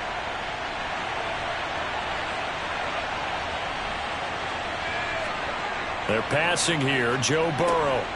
And this is caught for a Cowboy touchdown. Justin Jefferson, 2 catches, 2 touchdowns here so far, as his guys are able to extend their lead. There was no going through the progressions on that touchdown pass. Yeah, nor was it necessary. His receiver won that route early, presented himself, no reason to wait. Go ahead and put it on him and score a touchdown. Extra point by Marr, up and good. And that makes it a 21-10 game. Every day, let's do what we do every day. Let's ride, dog. Guys, ready to get it on right now? Let's go. Turn it up. Y'all got time. Let's go. Playmakers, step up right now. Let's go, baby. Let's go. Let's go. Let's go. Come on, baby. Rock and roll. Let's smart, baby. Let's go. What's the deal, y'all? Let's be smart. Come on, let's play ball. They can't stop. The kickoff team on the field now as they will send this one away. And he won't return this one. He'll go down to a knee, and they'll start at the 25. Out on the field now, here come the 49ers. They're sort of seeing themselves spiral out of control. Let's see if they can get things back on track. And this is where the coach is walking that line of being calm and really being firm with his team. I had one tell me once, when we were having a tough patch, this too shall pass, this too shall pass. And finally we kept having a rough patch. He said, but you got to do something to make it pass. And that's what they have to do. They've got to get some control back, get themselves reasserted, and calm things down. See if they can get calm and reassert themselves here. Here's 2nd and 7 now from the 28. They stay on the ground. McCaffrey again. And they're able to get this one across the 35. 45 yards rushing now on 8 carries for him so far. Well, CD a lot of times like to separate speed and quickness, and they've got a back that's both. We know that he's fast in the open field, but, man, his first step is so quick, too. It is something, isn't it? Because you think of that type of speed getting to the perimeter and turning upfield, but also when you run those inside runs, he can get into the secondary so fast the linebackers don't have a chance to react. Mahomes firing complete, and he'll be out of bounds after getting this one across the 40. He's been quiet today in the passing game, just his second catch. Yeah, and people have to come up with schemes to limit him, and what a lot of teams do, they'll double him, use a linebacker underneath, a safety over the top. Sometimes they'll just take a corner, maybe their third corner if he's a bigger guy, and put him on a man-to-man to try and limit his touches. Just keep mixing it up, give him different angles, different looks, like a good boxer does. Second catch for him today, and it'll wind up a first down. I think that's a big pickup for a first down because when you run a drag route against zone, you're sometimes asking for trouble because you might run into a defender. Yeah, well, there they ran into a first down, executed it to perfection. 2 first downs have them up near midfield now on 1st and 10. They'll give it up to McCaffrey, and they're going to stop him right at the line of scrimmage. Just no cutback lane to be found whatsoever. 2nd and 10. Officially no gain on the play, and it's 2nd down.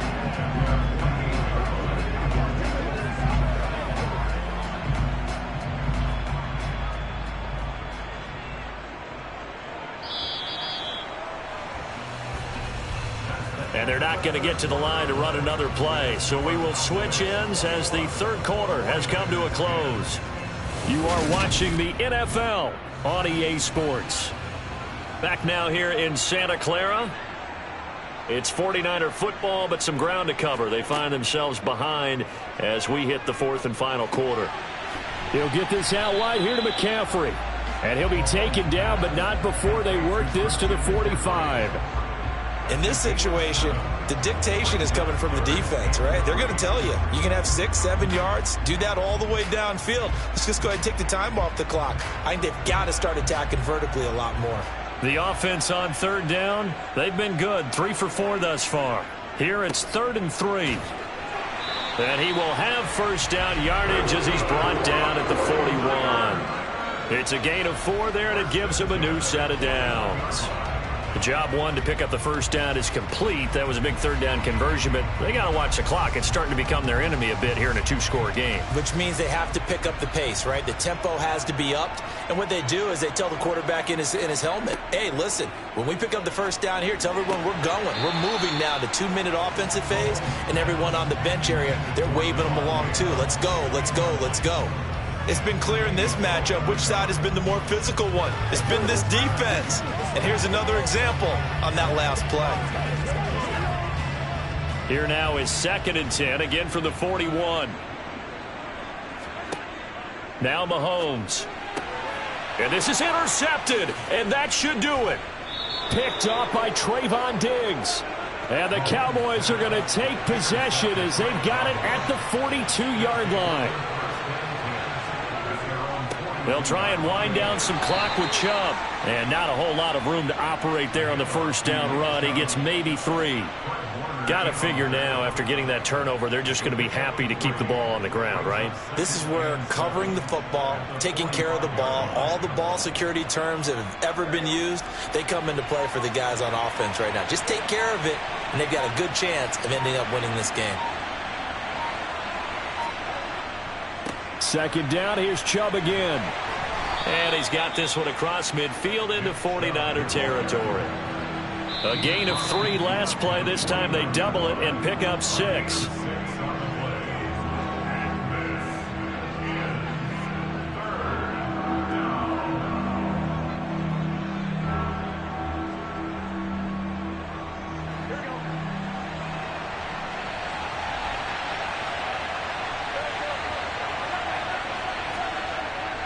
They'll run for it. Here's Chubb. And he is going to have the first down, and that is going to suck the life right out of this crowd. And now right out of the 2-minute break, we'll get a timeout used defensively with 1:56 to go.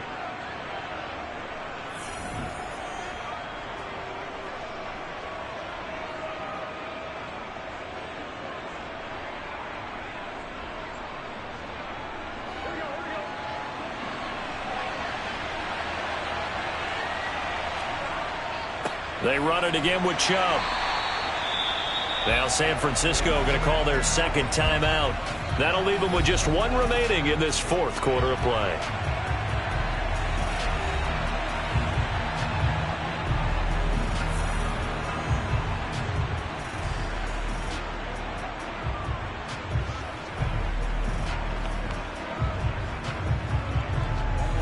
So 2nd and 9, and you'd have to figure just about all 11 probably crashing the line here.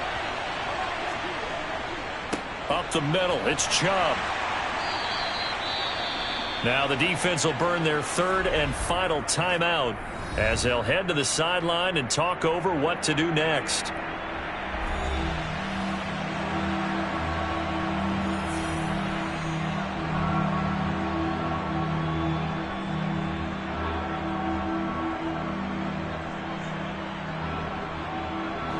And the line to gain here is the 37 on 3rd down. Here's Burrow setting up to throw it. Man open, that's complete to Dalton Schultz. And he is out of bounds inside the 35. 11 yards and a Cowboy first down. And a good quarterback facing zone coverage. If he has just a little bit of time to survey the scene, that's what's going to happen. No doubt about it. If there's no pressure, he's going to continue to pick them apart because he'll have all that time to find someone open downfield. He can only cover for so long. So maybe they want to go to a zone blitz scheme, get a little bit more pressure. Remember when Carolina did that against Denver? They lost the game ultimately. They dropped the defensive end out, and he ended up with an interception in that game in Super Bowl 50. Maybe some sort of scheme like that to try and get more pressure at the passer.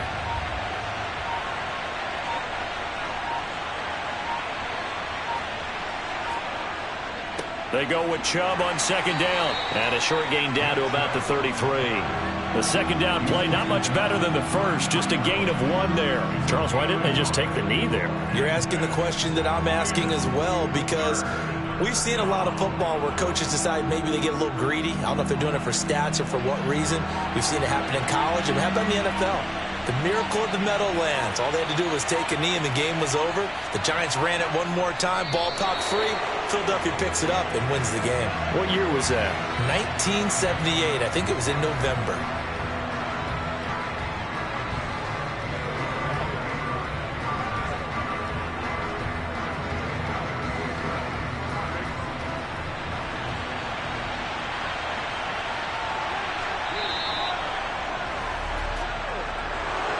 Well, that second half, Charles, a little bit different from the first. Not only did we have the lead change after intermission, but they were able to pitch the shutout in the second half and get an impressive victory. And what's the old expression? That's not quite how I saw it playing out in my head. You know they didn't expect this at all. As you mentioned, went into the half with the lead. Losing the game is one thing. Getting shut out in the second half, that's a surprise.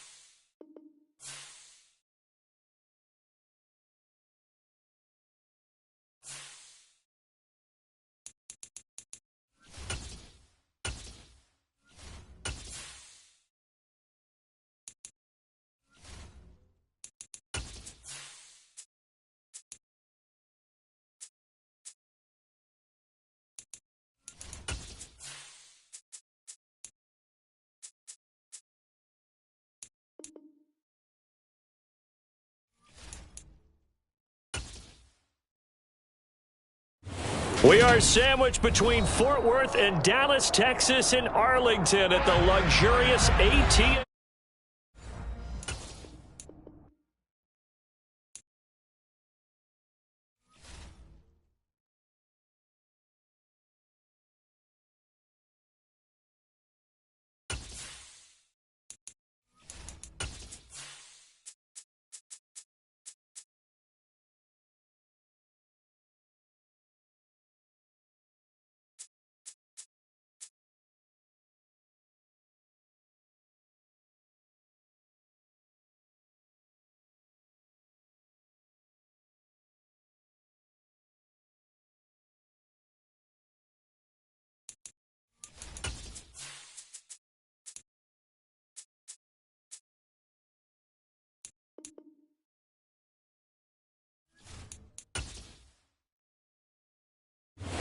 EA Sports coverage of the NFL brings us to the Lone Star State and the very mammoth AT&T Stadium in Arlington, Texas. Today, rivals square off in the NFC East, and we've got a great matchup between the Philadelphia Eagles and the Dallas Cowboys. And beyond the 20, but not by much. In fact, just a yard pass there to the 21. Here's the Philadelphia offensive unit now as they head out to take over possession.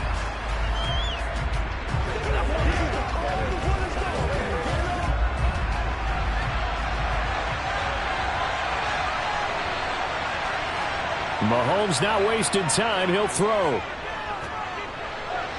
Toward the sideline, and look at that catch. Dragging the toes, and that's going to be a first down. Well done. Successful start to the drive, 17 yards, and moves the sticks. For a tight end, he's got good straight line speed, and on that route, he's often the guy that gets overlooked. Nice job there finding him in stride for really good yardage.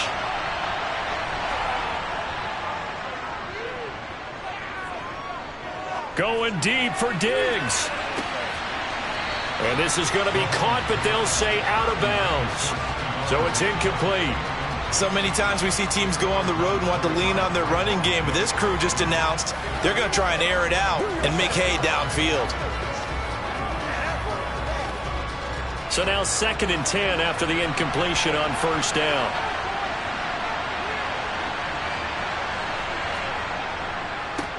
They will run for the first time with Miles Sanders. And some good acceleration there as he's across midfield to the 48-yard line. It's a gain of 13 and a first down for Philadelphia. Well, there's plenty of real estate for him to maneuver on that run, and let's face it, it shouldn't be a surprise. He's one of the better backs in the league. Had to come into this game with the idea, slow him down, otherwise it's going to be a long afternoon. Mahomes now on first down. Flushed out right. And going deep for Hill. Oh, you saw that one coming. It's intercepted. Thrown back across his body. Picked off by Stephon Gilmore. And the Cowboys are going to take possession here as they've got it at their own 4-yard line. Justin Jefferson bringing in the slant. And he's going to get a solid gain of 9 before being brought down. 2nd and right at a yard. Nothing fancy on first down, but a very consistent type of a play. Hit that slant. A lot of people call it an extension of the running game, and it can be if that pass is completed, because you hit a guy on the run like that, he often can go for big yardage. Sets him up nicely for 2nd down, staying ahead of schedule. And a carbon copy there, at least as far as the results are concerned, as he'll be dropped behind the line yet again. This will be a loss of 3, and now a much tougher 3rd down looming.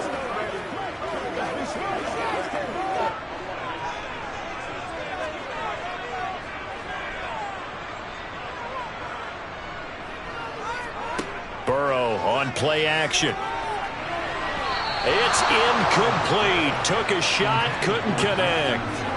And 3rd down is a key down in any game you play. And 3rd down defense, something we've got to watch in this one. Got to be effective on the passing downs. That's a pretty good first step right there. On is the punter, Brian Anger, to kick this one away. Back deep is Tyreek Hill.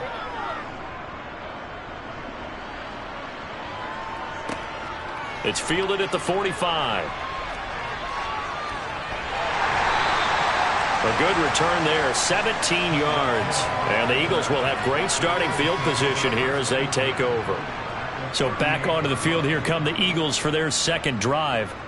Remember last time out they threw the interception on their first drive. Good news, their defense backed them up, so it's still 0-0 here as they begin their second possession. Yeah, and one great way to judge a defense, how do they handle what we call sudden change? When all of a sudden, you know, it goes against their offense and they have to run out in the field and try and put out the fire. Give this one great kudos for getting out there and not letting that interception lead to points. Excellent job by them defensively.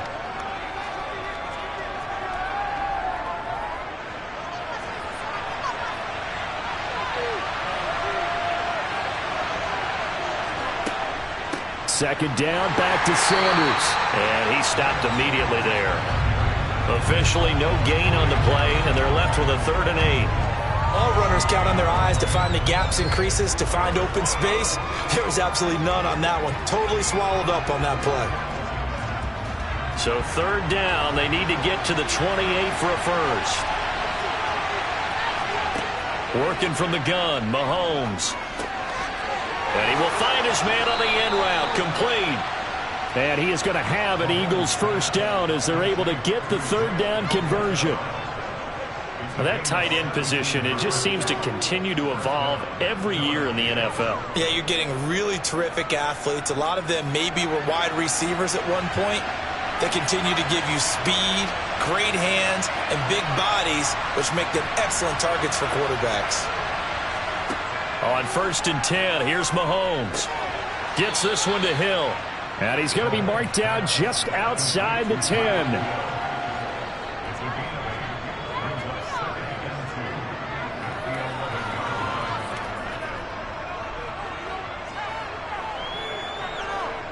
Only needing 2 yards on 2nd down.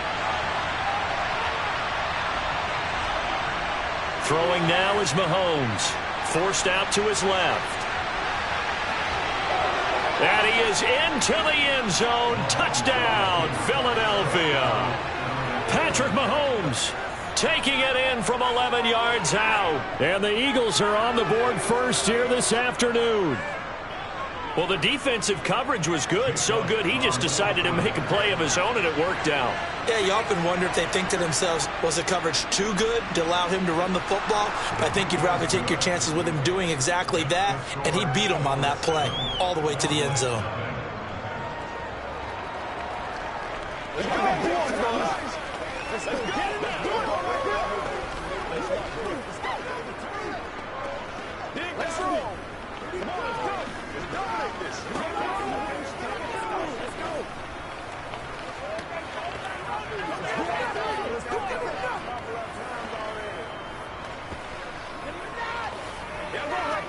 Leave it all out here. Leave it all out here. That's what it is. That's what it is. It's one play at a time. Playmaker, step up. Now after the touchdown, here's Elliott on to kick it away. Pollard elects to keep it, and this will come out to the 25-yard line. Second drive forthcoming here for the Dallas Cowboys. And on the first drive, 3 and out. And I know that these are professional athletes, but I would imagine sometimes you get the nerves at the beginning of a game still, don't you? Those don't ever go away. And typically what I've heard from guys and what I remember from playing, if you don't have nerves at the start of a game, it's not going to be a great day for you. You're not really ready to play. So finding a way to harness those nerves and not let them affect you in a negative way, that's what all the guys are looking for. After 7-0 on EA Sports. Start of the second quarter, and it's the Cowboys in possession as they're looking at a 2nd down and 9 to go. Burrow's throw complete into the hands of Schultz here. And he'll be out of bounds across the 30-yard line. So give him 5 yards there on the pitch and catch. And now it's 3rd and 4. I know sometimes we can get fooled when we watch him make catches, as we just saw him do there, because he really looks like a wide receiver the way he goes about his business. Yeah, 2/3 of attack blocker that we used to have in the good old days, but you can flex him out. You can run wide receiver routes with him. You can make him a primary target, and that's how he'll shred a defense. Would it be safe to say that as precise as routes are supposed to be run in the NFL, maybe they're not quite as precise in college ball? That's accurate, yeah. And I think we saw a college route in the NFL there. Just find the soft spot, find the dead zone, and find the first down. And that's what he just did. And that's good for a pickup of 10 yards. And that'll leave him with a second and just a few inches left. As long as you go through your proper reads and progressions, the drag route can be one of those old reliable plays because usually it's good for a good chunk of yardage as we just saw there. And those guys like it, right? They can get the ball with a full head of steam. Especially against man coverage because man coverage, they're typically running away from someone and not worried about traffic coming out on the other end. How about that there? No frills, no additives, right? Nothing crazy. Just find a way to pick up the first down. A nice run right there.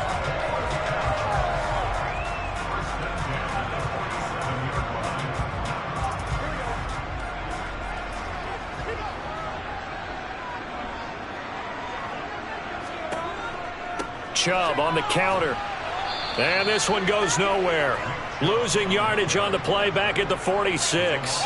2 yards the loss, 2nd and 12. Right now in the second quarter on the defensive side, they got to feel pretty good about what they're doing. They should embrace the feeling they have now, embrace the way that they're playing, and continue that through the half.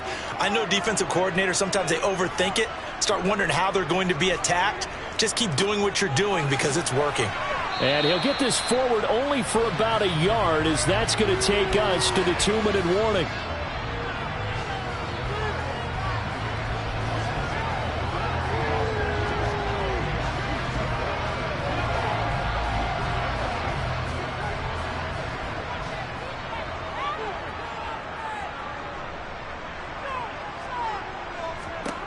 On third down, Burrow. Got an open man finding Jefferson. And he is stopped just short on third down. Got 9 yards, but needed 10. So much about offense is what you call hidden yardage. You know, you throw the ball to someone, they catch it, and then they can make a big play. You know, they create a play, run after catch. They did a really nice job there of limiting that and keeping him from a first down. Yeah, stopped him in his tracks.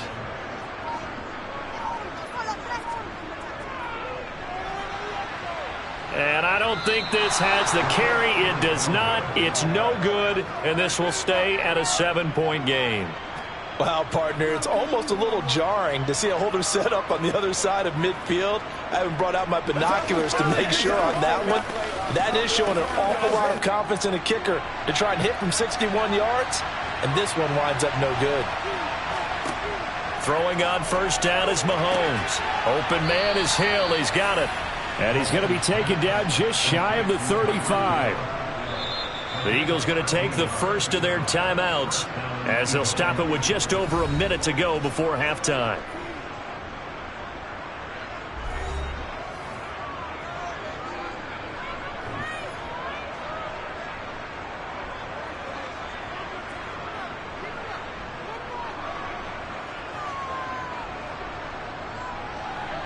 So from the 36 now, 1st and 10.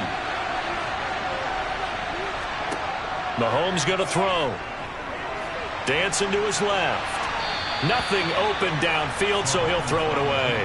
Oh, that's good decision-making right there. Understood down and distance. Knew it wasn't third down, and he still had another opportunity to earn the first down. Good job throwing it away and avoiding an interception. They'll try again from the 36 on 2nd and 10. Looking to throw is Mahomes. Got his man complete over the middle. It's Brown with a little over 50 seconds to go in the first half.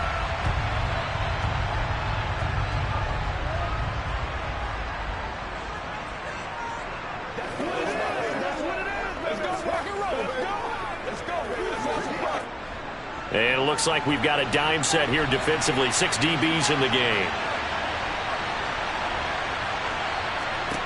Shotgun snap to Mahomes.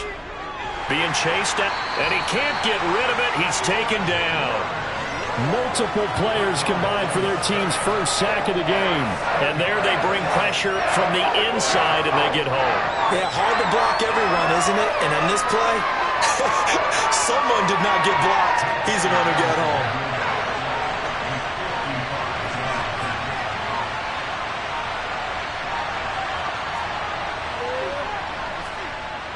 And this kick is not going to be close. It's well short, well right to boot. And the Cowboys going to go on offense one final time in this first half.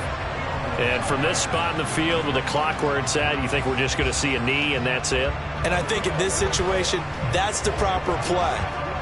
But we do know there's some risk takers out there that may want to take one more shot before the clock runs out. Final play of the half for Burrow and company.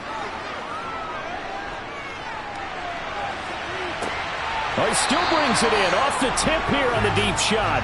And they'll get this to the 30-yard line before crossing over out of bounds. So we've reached halftime here, and it's our visitors, the Eagles, leading this one. As we send you on over to Orlando for Jonathan Coachman in our EA Sports Halftime Report. Take it away, Coach. This taken in at the goal line. And he returns this to the 22. Out come the Cowboys now as they'll go on offense first here in this third quarter. Well, out of the locker rooms here they come. Their first drive of the third quarter. And, Charles, they're trailing in this ball game, but we got a tight one and set up to be a very entertaining second half. And as we know, partner, in the NFL, there's trailing and there's trailing, right? Sometimes you're discouraged by how much you're down, but in this case, this is a tight ball game, so there's a sense of optimism here. I think they went into half and looked at their play sheet and said, these are the plays we really like. What do you say we use them to start the second half and get us going?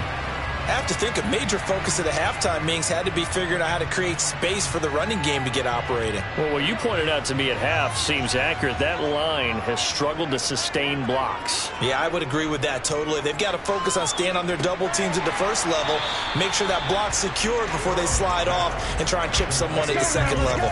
Call it a gain of 6 on the play, and now that sets up 3rd and 2.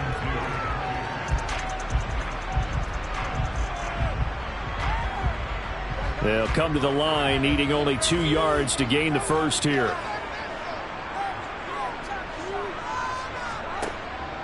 On 3rd down, it's Nick Chubb. They needed 2. They could only get 1. 4th down. I'd say they've got to find a way to get him going. He's such a big part of their offense. I wonder if they might throw it a little and come back to the run. Anything, because you're right. He's pretty much been completely neutralized. Here's Brian Anger now as he'll kick it away for the second time. His first punt, 45 yards. This looks good as well. And this returnable for Hill. That'll be a 43-yard punt, but a net of just 33 following a 10-yard return. And the Eagles will have it, taking over 1st and 10.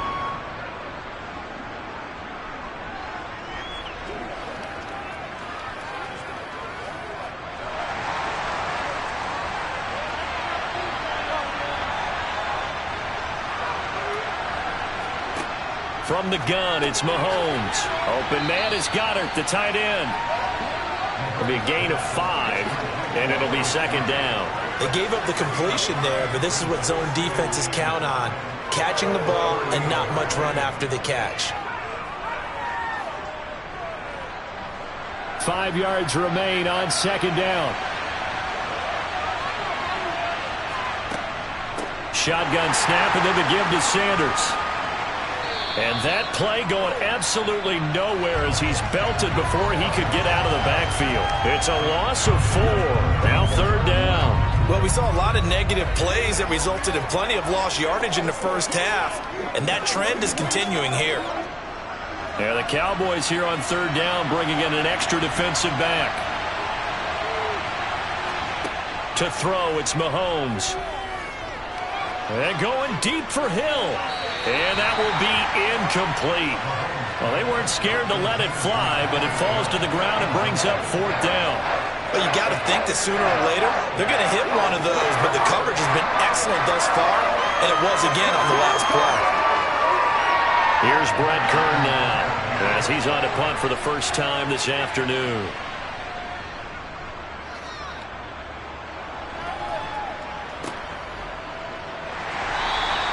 That'll be a 41-yard punt, 4 yards there on the return. And it will be 1st and 10 as they take over. Dallas offense set for this next drive. And really, Charles, not much of a surprise that they're losing. They just haven't been able to get much of anything going in the pass game. And As you well know, in today's NFL, if the passing game isn't working, usually not much else is working either. You're exactly right about that, partner. And I know that right now the easy answer would be, hey, let's run the football. But that might not be everything you need. So despite the fact that they've struggled throwing it, they've got to find some type of a play, multiple plays, that puts the ball in the air and allows for them to have some success. The previous run, good for 9. Here's 2nd and a yard.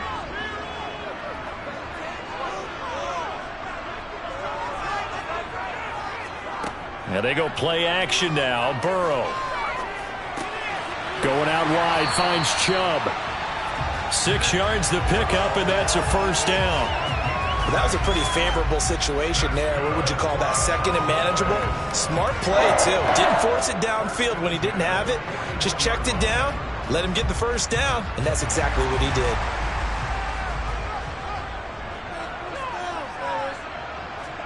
First down. Here's Burrow. They set up the screen to Chubb.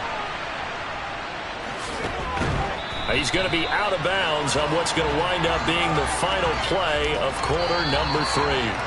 So apparently some grabbing of the jersey there on the O-line. Yeah, just look in the interior, and that's where the penalty occurred. So we'll get the penalty all sorted out when we get back. We'll return with more after this. You're watching the NFL on EA Sports. Back now in Arlington. It's the Cowboys in possession of the football, but they trail here as we begin the 4th quarter of play. Now a pass dumped off to his running back. And he'll go down right around the 47 this time.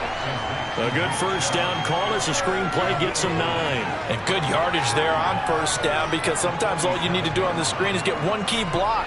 That might set your man free, and that was pretty good pursuit to the football defensively, or it could have gone for more.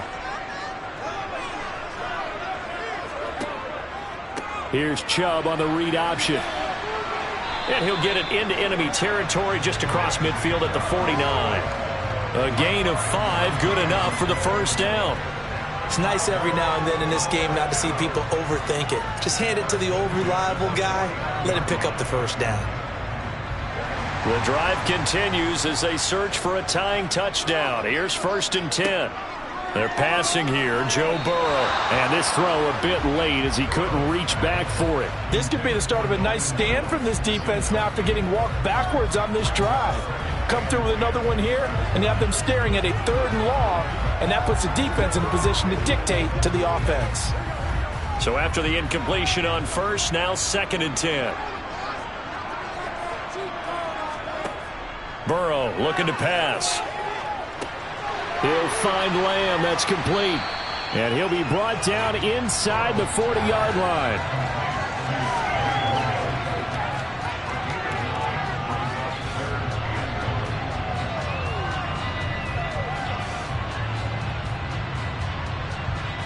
Here we go, 3rd and 1. Gut check time on both sides.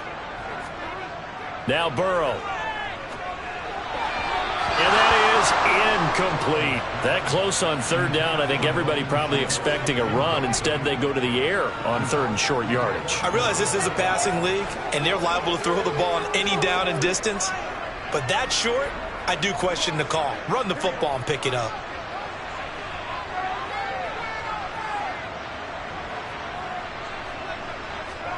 Here we go. It's Burrow on 4th down. And that's complete to Adams. They'll get it inside the 20. And he is going to have the Cowboys first down as they manage to convert. And that'll keep the drive alive. Defensively, a bit of a collapse, allowing the 4th down play to result in 23 yards.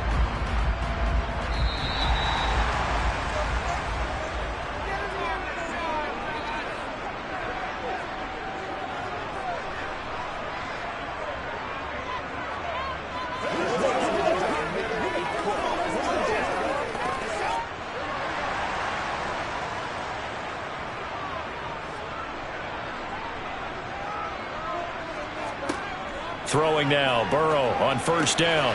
Over the middle, hauled in by Lamb. Touchdown! CeeDee Lamb. A 15-yard touchdown grab. And the Cowboys are an extra point away from tying this game here in the final minutes.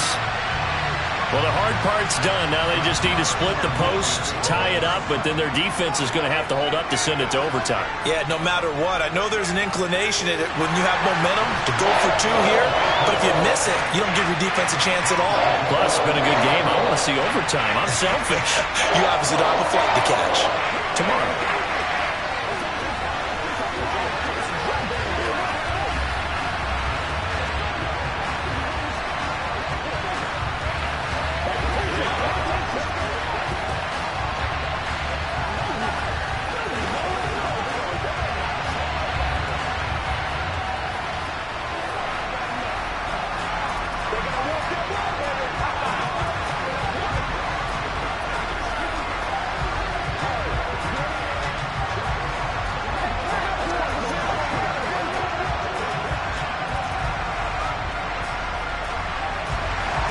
So all even at 7 now as they kick it away.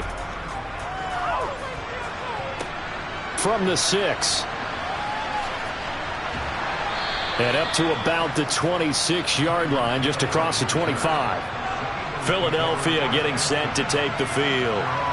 And Charles, a very uninspired effort. The last time we saw them out there was a quick 3-and-out, and they punted the football. Yeah, and you never want to get stopped so soundly during a series, but what would be even worse now is letting it happen again right here. They've got to get going. Here's Mahomes. Throw left side complete. That's Sanders. And he's able to get this one up to his 30 before he's out of bounds. They'll get 4 there out of the screen, and it's 2nd down. Nice job by the defense figuring that play out and holding it to a short game, but I don't think the offense is going to be daunted.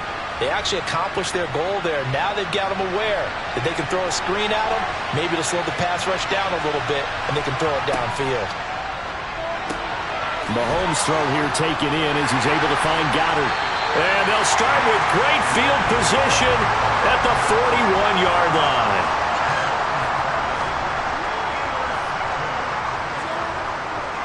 And Chubb will try the middle here. Dexter Lawrence that time in on the stop. I like it. I like the call. Still an opportunity to run the football and chew up a little more time off the clock.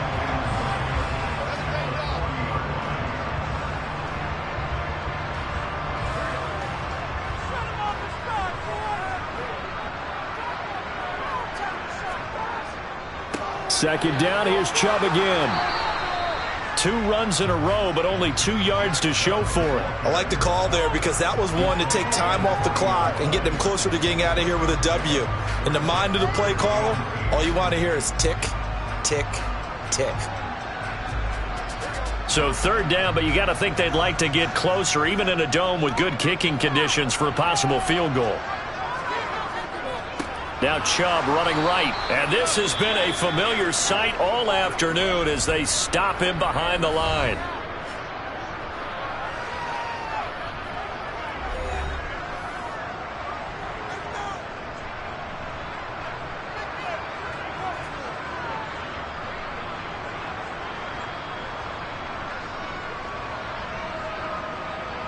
So the field goal unit is on the field as this is a big spot right here.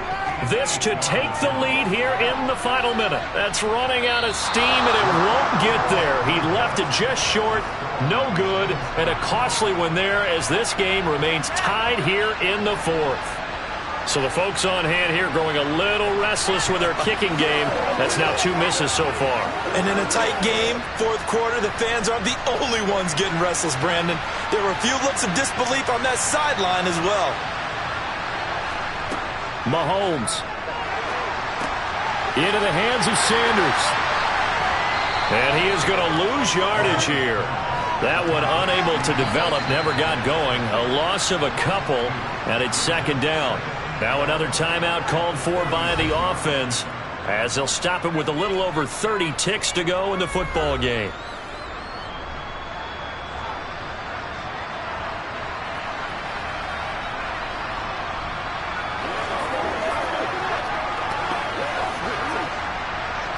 Behind the chain, 2nd and 12.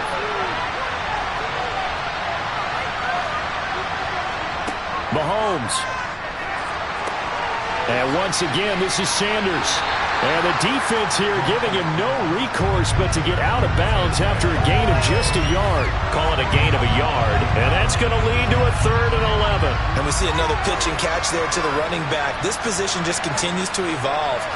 They become just as critical to the passing attack as a lot of receivers, tight ends, because their ability to make people miss in the open field can really generate big plays for an offense. And he's got his man. It's the tight end Goddard.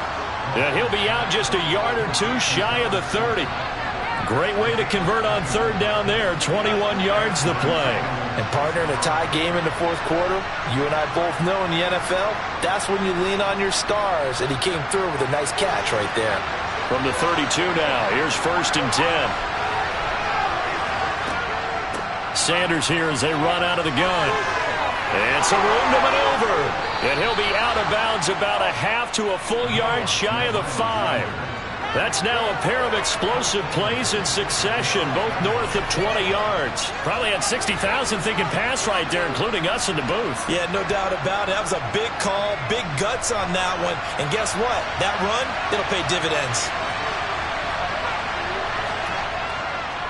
They'll run with Sanders. And he's brought down right at the 5-yard line. Give him 2 on the play. Give him 2 yards on that one. 2nd and goal now. And we are set for a great finish as that timeout comes in with 2 seconds to go in this football game.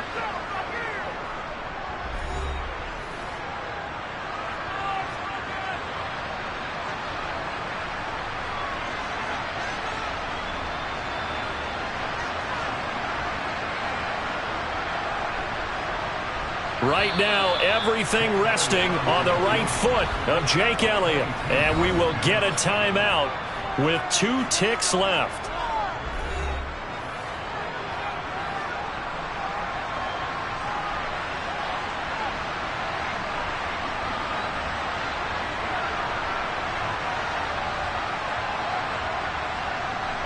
And now this game's going to come down to the right leg of their kicker. 2 seconds on the clock. This for the win. And it's good. He got it. He missed his lone attempt earlier, but he connects when it matters most. And the Eagles are going to win the football game. Well, obviously, Charles, this was by no means an offensive track meet. I mean, the defenses were the story in this ball game. But, hey, they got enough points to get the job done. And at the end of the day, that's all that matters. You're absolutely right about that, partner. In such a low-scoring game, it completely changes everything you had planned to do out there. Fortunately for them, they got just enough scoring to bring home the win. And in this type of a game, to play their defense, that became one of their biggest keys.